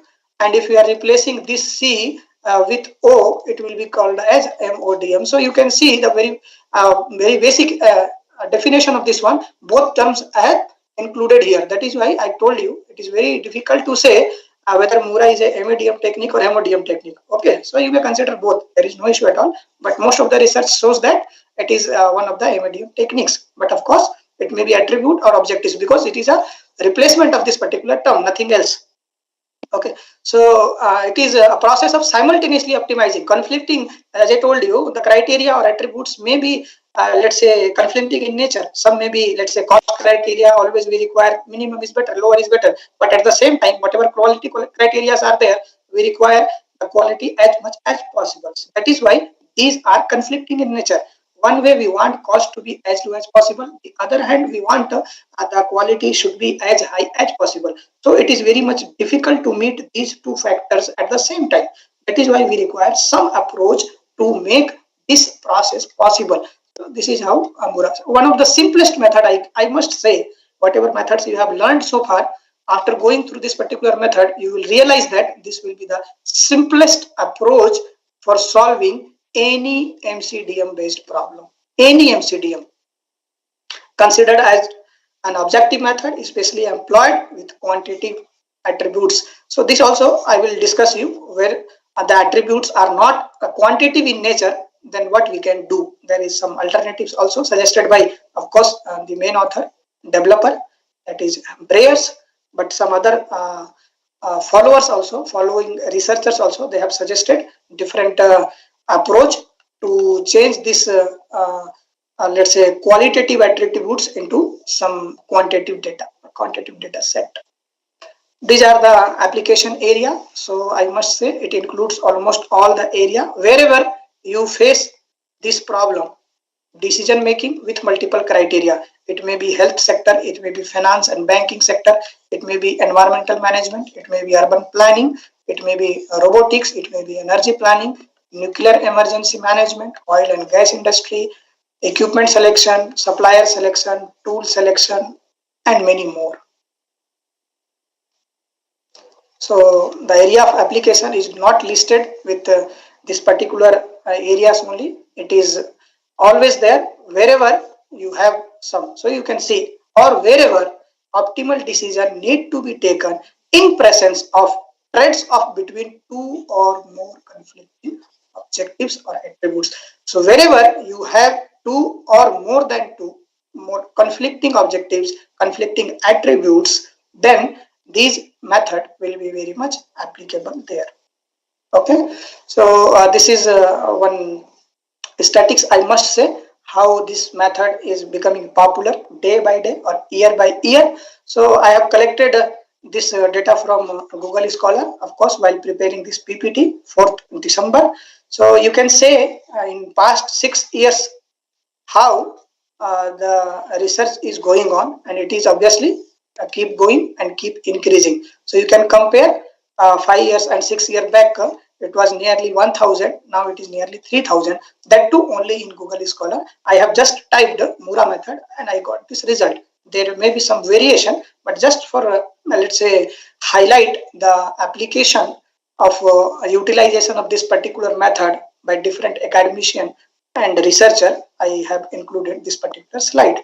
So it will be also be very helpful to you if you are doing some project, or if you are facing some problem in your professional life, like while solving handling projects or any other research activities. If you are facing such issues, if your problem can be categorized into MCDM problems, then you can take help of this particular method to solve the problem. Okay, so these are the steps of this particular method.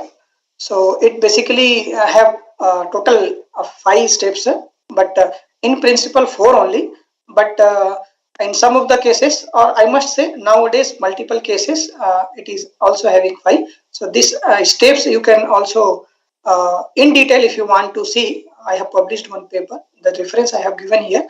You can just go through that paper to understand the steps one by one. Of course I will also discuss here, but if further if you want to check, you can explore this paper also. Okay, so the very first step is formation of decision making or decision matrix. So whatever information will be provided to us, okay, that information has to be converted in the form of decision matrix. Okay, the very first step we will try. Okay, we will try by doing hands-on. Next step, we will normalize the data set whatever we have here in decision matrix. So the second process will be normalization of the decision matrix. Next step, estimation of weighted normalized matrix. This is optional one for many of the decision makers, but not all. That is why I have included as an important step. We will discuss this step also. Okay, for this, for explanation of this particular step, I have also included explanation of one particular method, that is analytical or analytic hierarchy process to allocate weightage to different criteria. Then the next step will be estimation of assessment values, and the last will be ranking. So we will try to do this one by one. So first we will discuss, then we will try to solve the problem, whatever Excel sheet I have shared to you. So initially what we will do, formation of decision matrix. Let me just explain in brief what does it mean basically each step. The formation of decision matrix is nothing but collection of the data set in the form of input and output, because whatever information is there with you, it may be in the form of input and output, or I must say in MCDM problems it is called as criteria.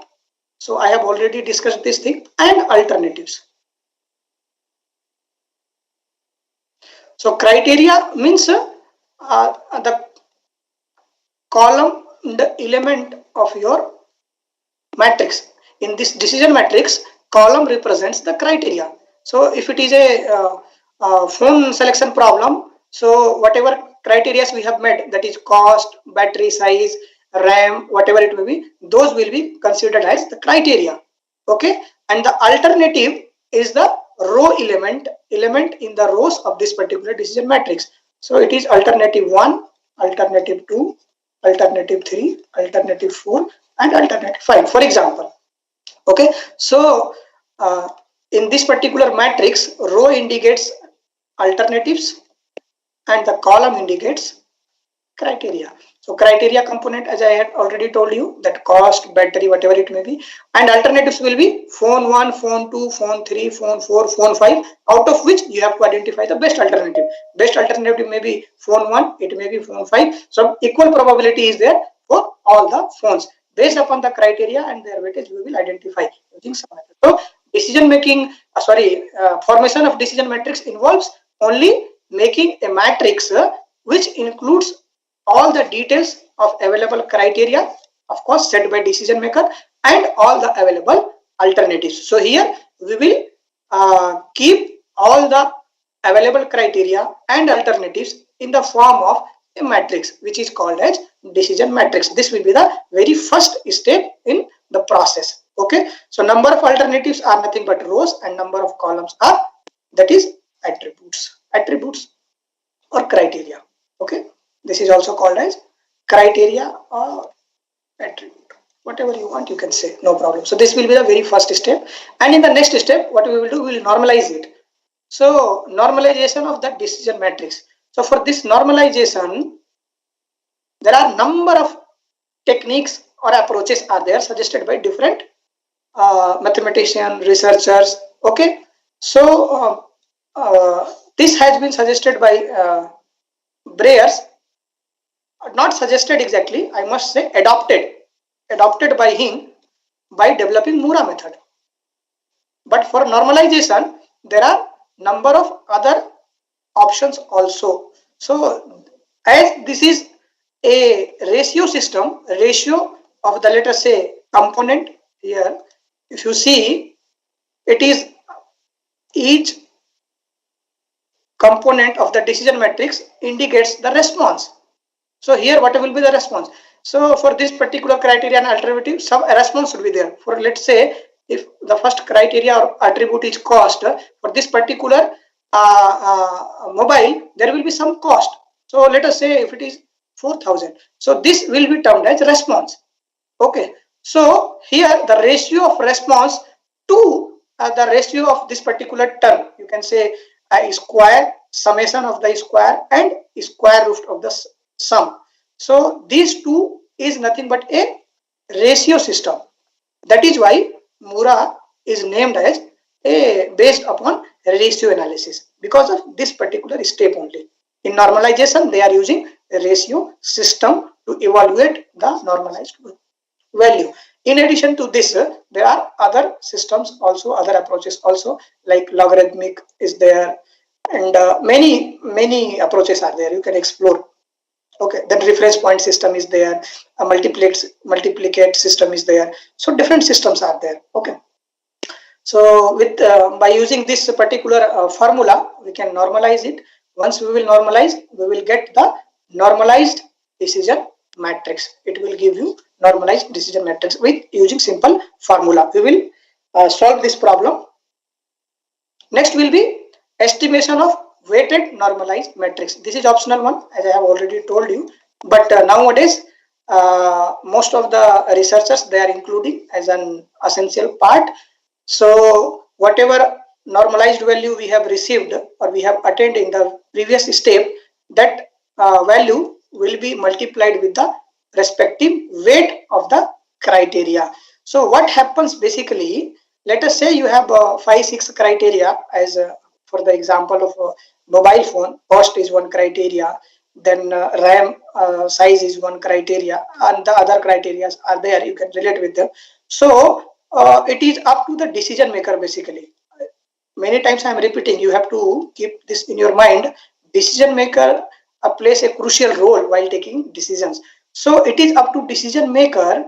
The decision maker give equal weightage to all the criteria from C1 to Cn, whatever it may be. So all criteria may be given equal weightage or it may be given unequal weightage. Unequal weightage. So if you are giving equal weightage to all, there won't be any difference.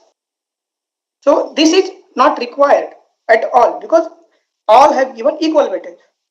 So, but in actual practice, we do not do like this.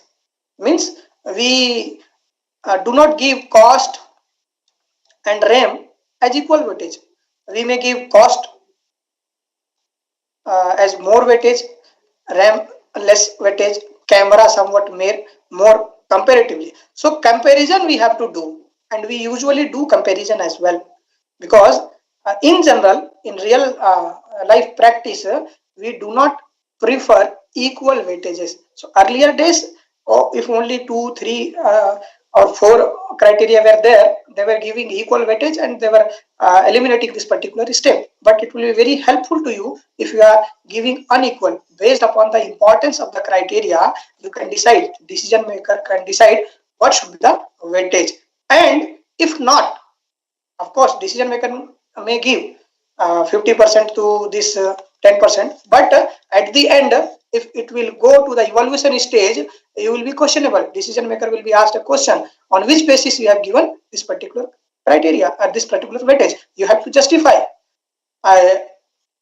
this weight allocation. That is why to safeguard the decision maker's decision in allocating the weightage, we use some tools. Different tools are there like AHP, analytical hierarchy process. Then we have entropy method. Then you might have already studied, I can see, PCA, principal component analysis, and many more. So different tools are there which helps us in identifying an appropriate weightage to a particular criteria. That also we will see. Okay, so for the time being, while solving, we will take the weightage whatever is mentioned in the research paper, but at the end I will also explain how we can estimate as per our problem. So that method, one method, AHP method, also I will discuss with you. Okay, so this is the next step, estimation of weighted normalized matrix. Next will be assessment value. This is the second last okay of this particular method. YI we have to calculate. So that is a subtraction process of summation of beneficiary. This is beneficial criteria. Okay, all beneficial or maximization or maximum better criteria, and these are non-beneficial. Non-beneficial criteria. So the summation of non-beneficial and the summation of beneficial we need to estimate or evaluate first. Then beneficial will be subtracted by non-beneficial, will give you overall assessment value, and this overall assessment value has to be ranked in a or arranged in descending order. So where highest value will be our best alternative. I am only discussing about Mura method. So for different methods, there will be different approach.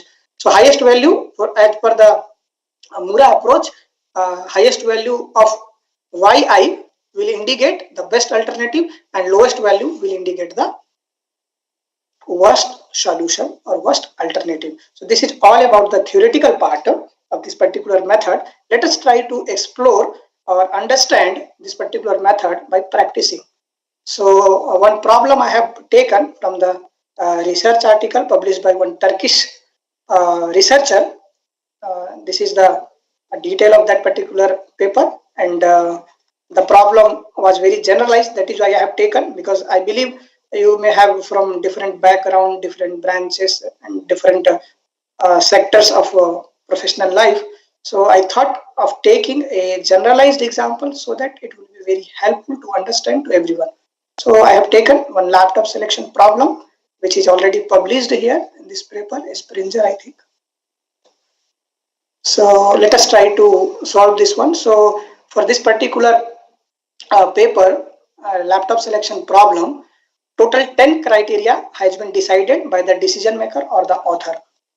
Okay, so decision maker has to identify the number of criteria first.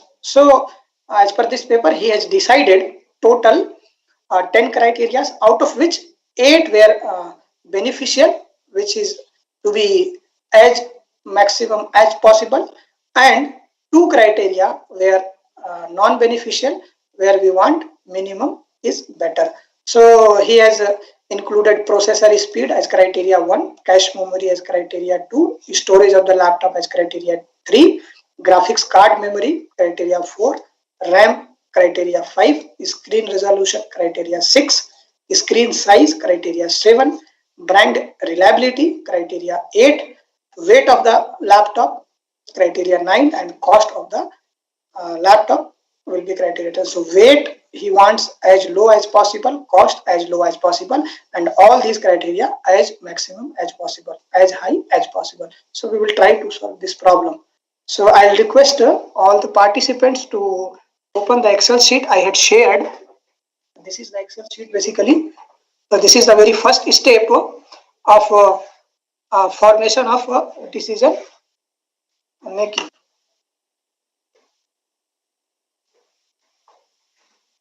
Okay, decision matrix. So as I have told you, sorry, decision matrix is comprising of all the responses, you can say, or criteria and alternatives.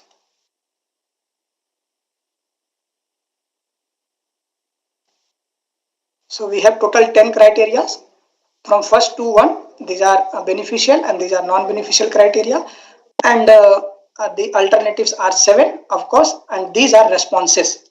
These are all responses. So you may face some problems sometimes. Let us say for criteria 6, some explanation is there.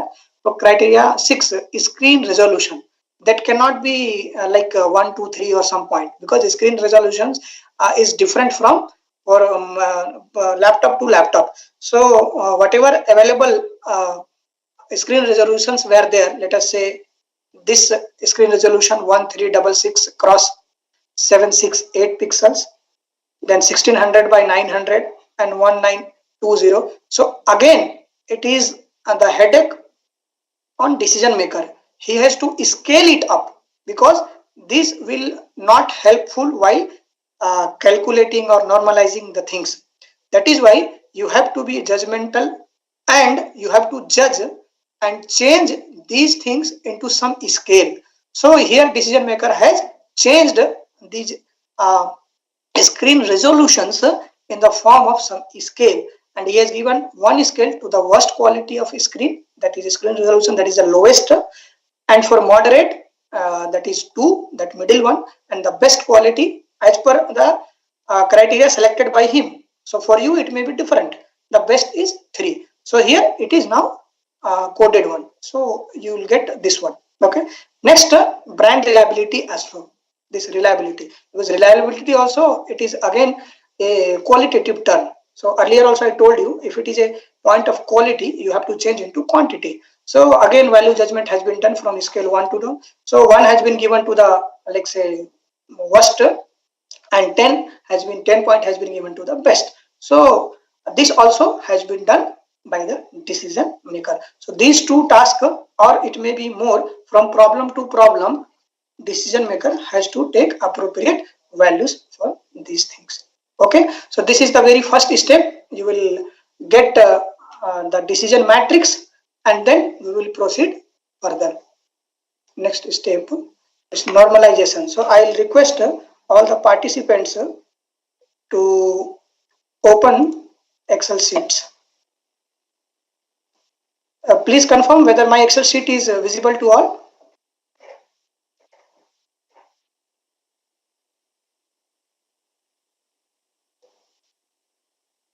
Anyone can confirm?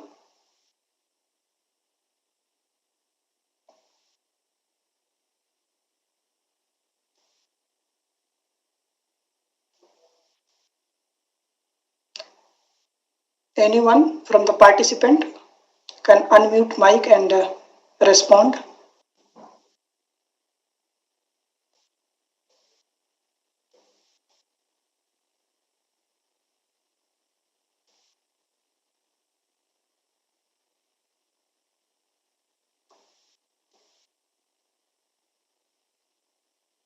Hello.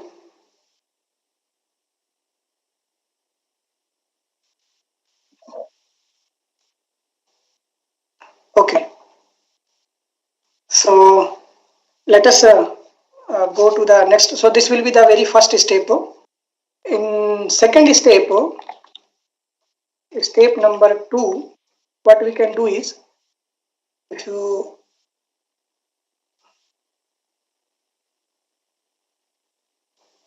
see the PPT. So in second step, what we have to do is we have to get the normalization of decision matrix, means we have to normalize it. So for normalization, we have to estimate this numerator and denominator, and then we have to divide it. So how we can get this one? So xij, I have already told you, this is nothing but the response value. So let us calculate this one first, then we will solve it. So first we can write here our alternatives. You can also calculate with me. C1, C2 and all up to 10. So first thing we will calculate the square term.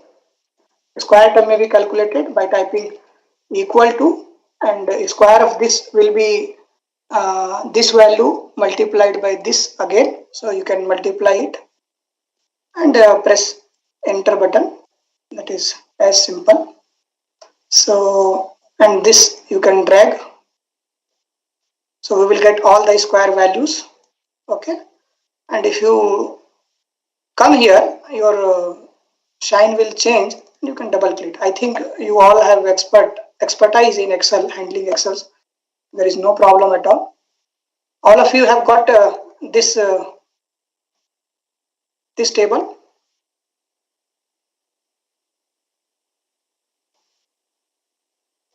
Anyone can reply.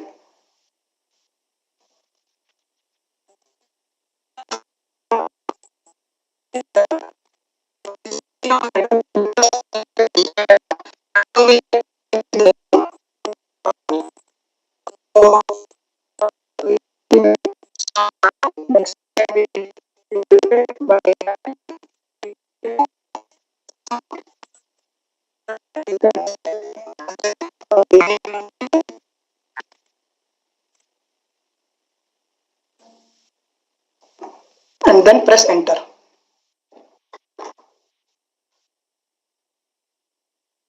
So you can drag here. It will give you some value.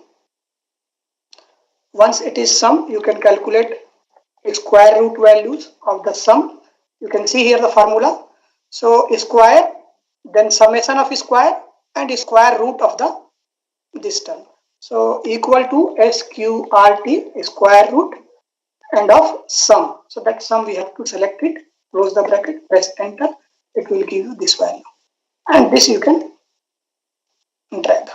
So this is the denominator. Denominator is calculated. Numerator is with you. Now you can calculate xij star. So here we will get xij star, that is normalized value. Okay.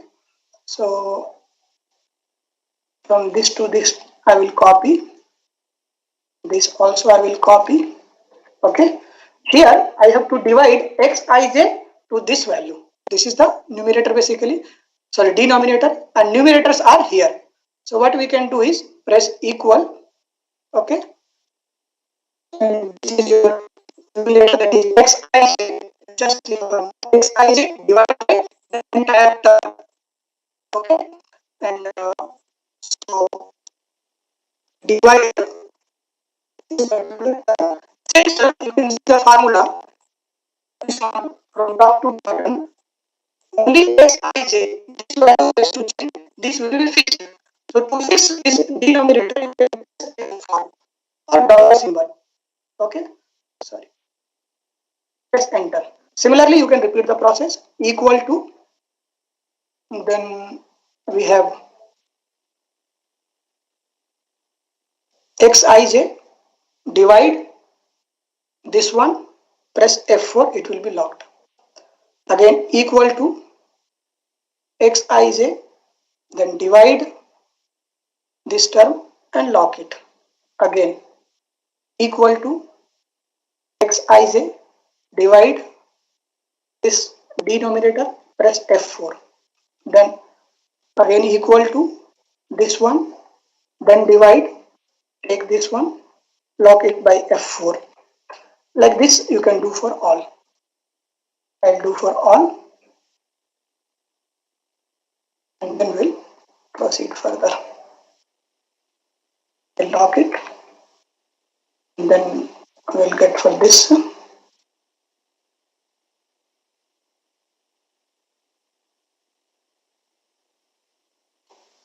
And for the last one. Sorry, this one. Once you have done for all,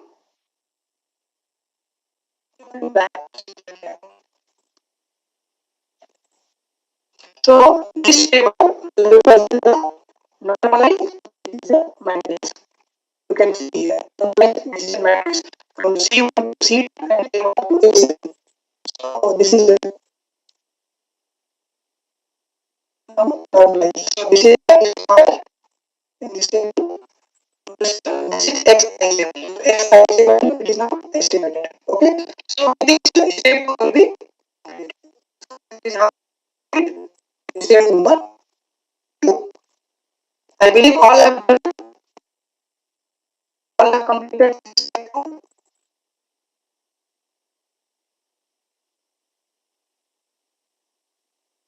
I'm not getting any response whether you are doing or not.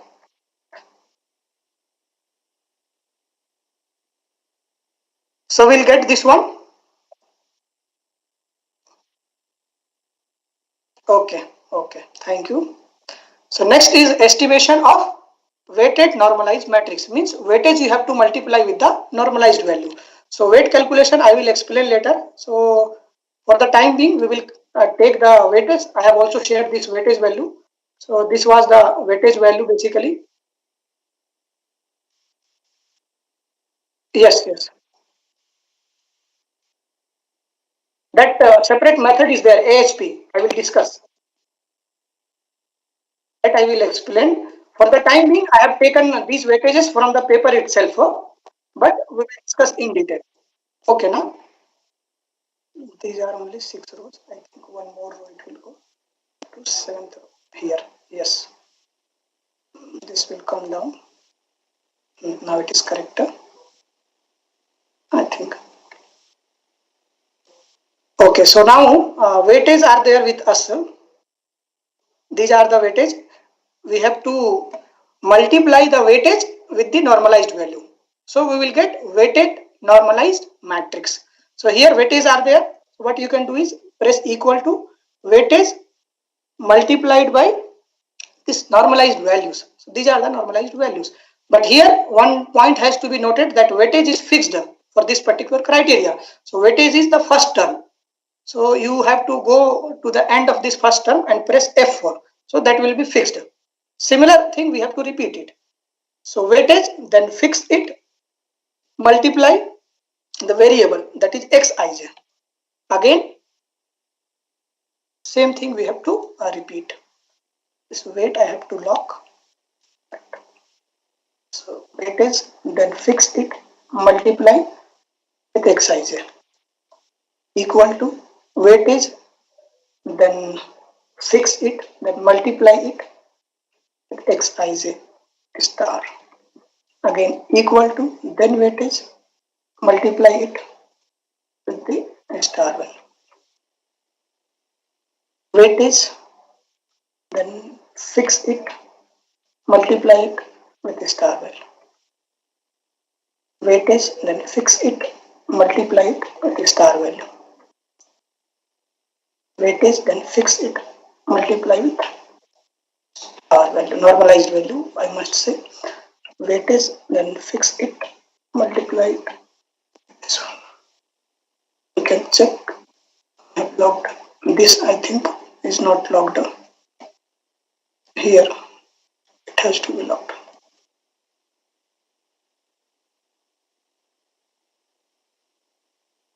blocked. Yes, now it is correct. Once it is done, you can direct.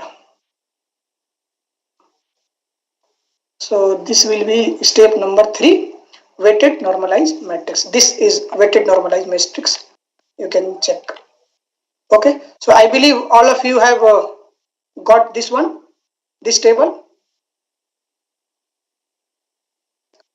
Then we will go to the next step, that is step number 4. So here we will estimate yi. So next step is estimation of assessment value. So assessment value, as I told you, summation of beneficiary criteria and summation of non-beneficiary criteria will be subtracted together. So as we know that from criteria number 1 to 8, these are beneficial. So what we can do is we can type equal to, and then we can sum, type formula sum from criteria 1 to criteria 8. So this will give you, the first part will give you the summation of beneficial criteria minus will be subtracted by sum of non-beneficial criteria. So we have to type sum, then we have to select these two. Yes, close the bracket. So this will provide you yi value. So this will be yi assessment value. So once it is done, you can drag it. So this will provide you next table, this table. Okay, and the last step here is ranking. So ranking also one formula is there. You type equal to, then rank, then select base number, then comma, select the range, fix the range, close the bracket and enter. If you have any doubt, you can ask me in between, there is no problem. Drag it, it will provide you rank. So this is rank 1, that is alternative 3. So for this particular problem, laptop number 3, which is the alternative 3, will be best as per Mura method. So we can see here alternative 3 with having highest value, as I have told in the steps, with highest assessment value will be the best alternative and the lowest value will be the worst alternative. So I must say, if alternative 3 I can go for the first, so how decision maker will take decision? So alternative 3 you can see, this is the information of responses. So let's say these are beneficial from 1 to 8. So beneficial means maximum is better. So what you can do is you can just take maximum values of all these values. So maximum you can calculate here, that is 3.6, and you can estimate for all 8. These are the maximum values. At the same time, which are non-beneficial, you can calculate the minimum one. So minimum among all these, how much it will be. So let us say the minimum is 2.3 and here. And your best alternative is 3. This is your, okay.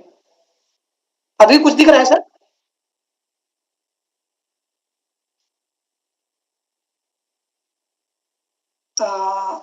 अच्छा, फिर some network issue or what? अभी वैसे मैंने कुछ calculation नहीं किया है, मैंने बस रैंक नंबर 3 को हाईलाइट किया है, अल्टरनेटिव 3 को. ये दिख रहा है येलो कलर से? ओके ओके, सो मैं यहाँ जाता हूँ. ये दिख रहा है सर, ये वाला screen?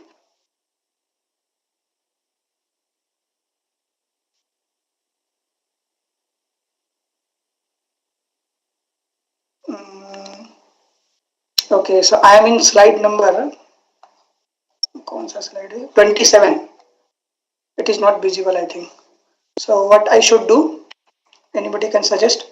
Shall I disconnect and connect again or what? Okay, then I'll do it.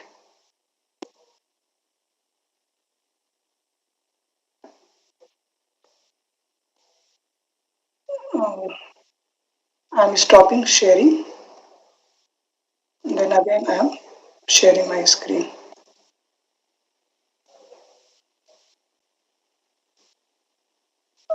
What about now? Is it visible now? Excel sheet?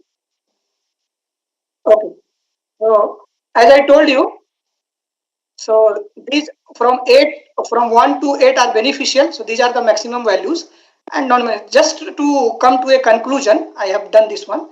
So non-beneficial means minimum is better. And this is our, like say, alternative 3 is the best alternative as per this method. We have got alternative 1 as rank 1. So you can see here, whatever value we want, maximum is better.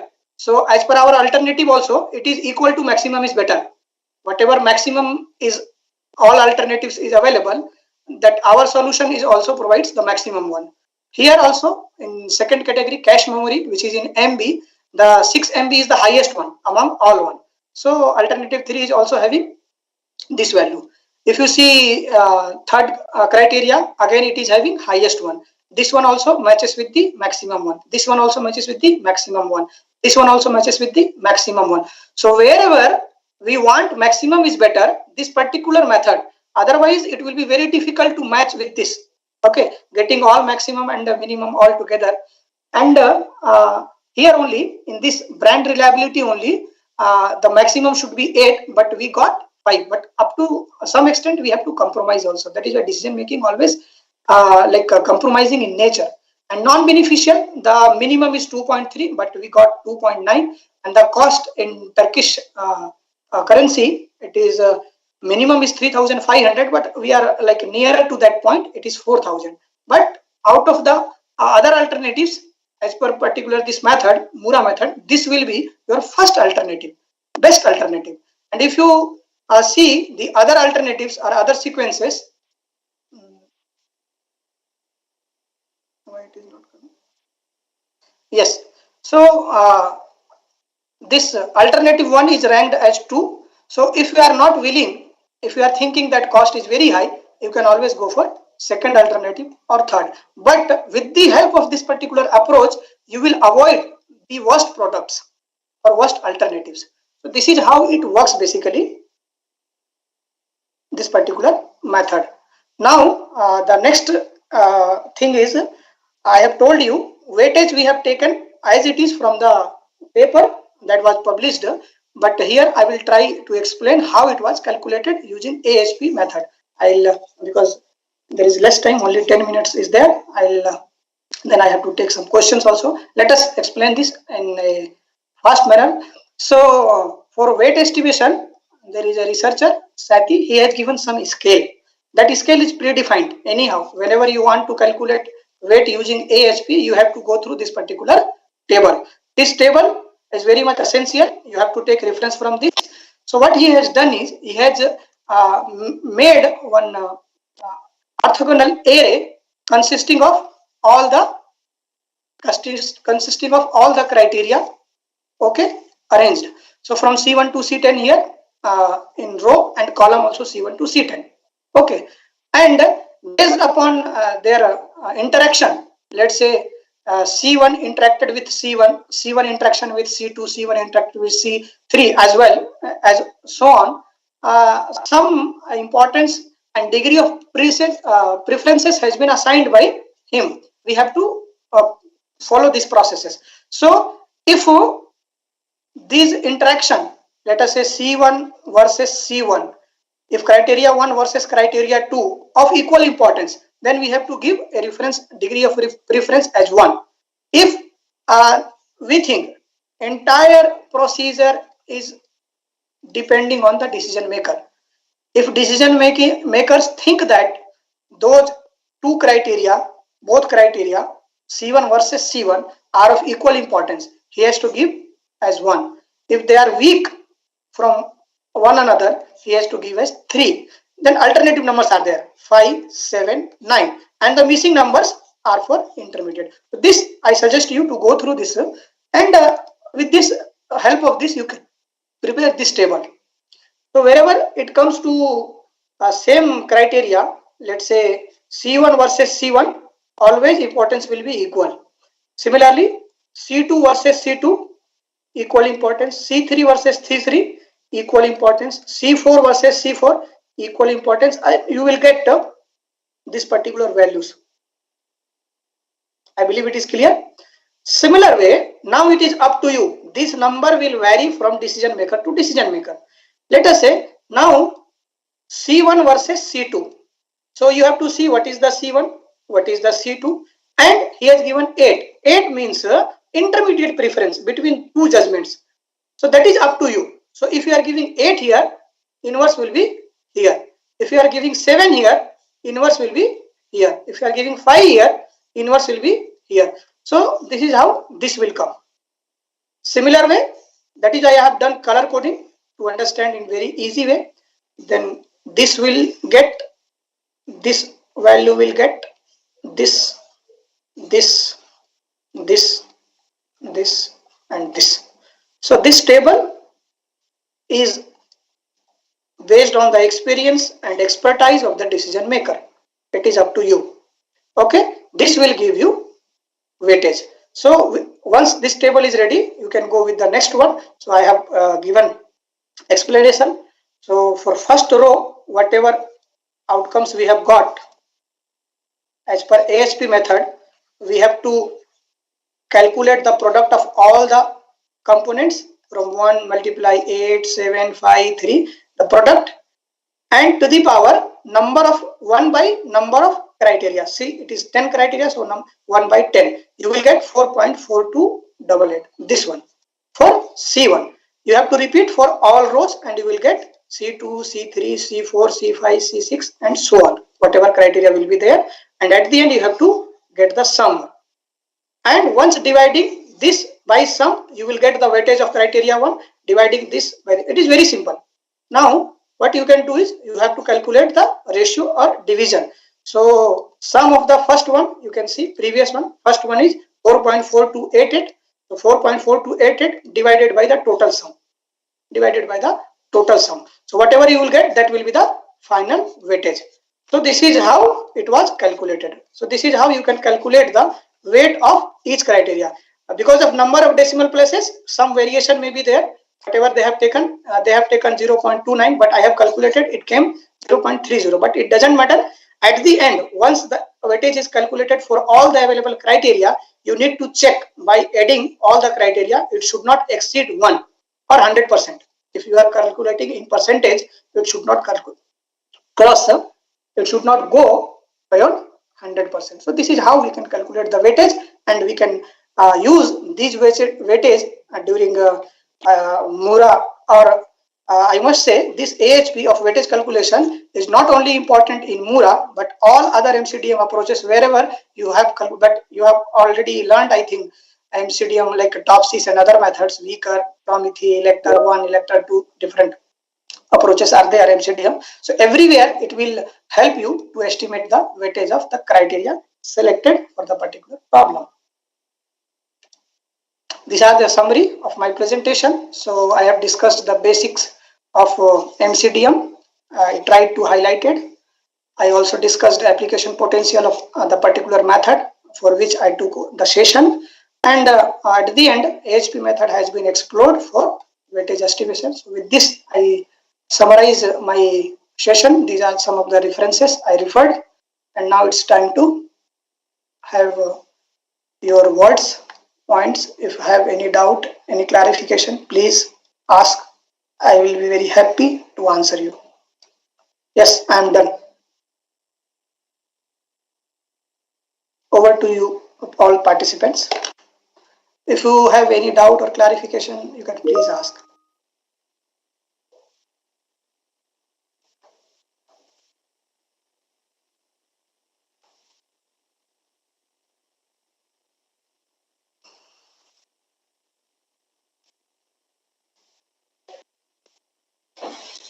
Okay, Sakar. No. Okay, Dr. Akhtar sir. Yes, madam. Please. Thank you, sir. Thank you, ma'am. Thank you, sir, for sharing your time and knowledge with us. I think you can stop sharing, sir. I think your screen is also sharing. Yes, now it is okay. Okay, it's okay. Yes, sir, it's okay. Thank you. Okay, I request all the participants if they have any doubt. Okay, query session. Okay. Okay, thank you, sir. I think query session is completed. I am Okay. ready. Thank you very much. Thank you all of you. So shall I conclude, ma'am? Disconnect? Yes, sir. Yes, sir. Thank you.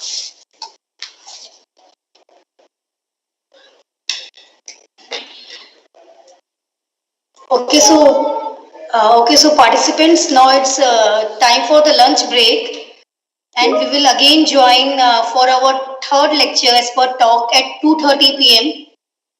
Our expert will join at 2:30 p.m. So I request all the participants to join or connect 10 minutes before or at 2:20. Next lecture will be from Dr. Himanshu Shekhar Nanda sir from Jabalpur.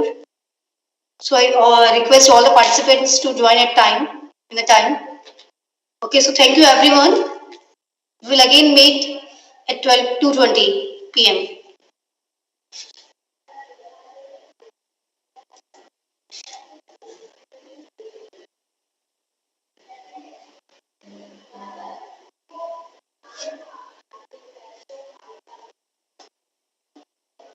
There is some changes in the schedule, so I request all the participants to check the chat box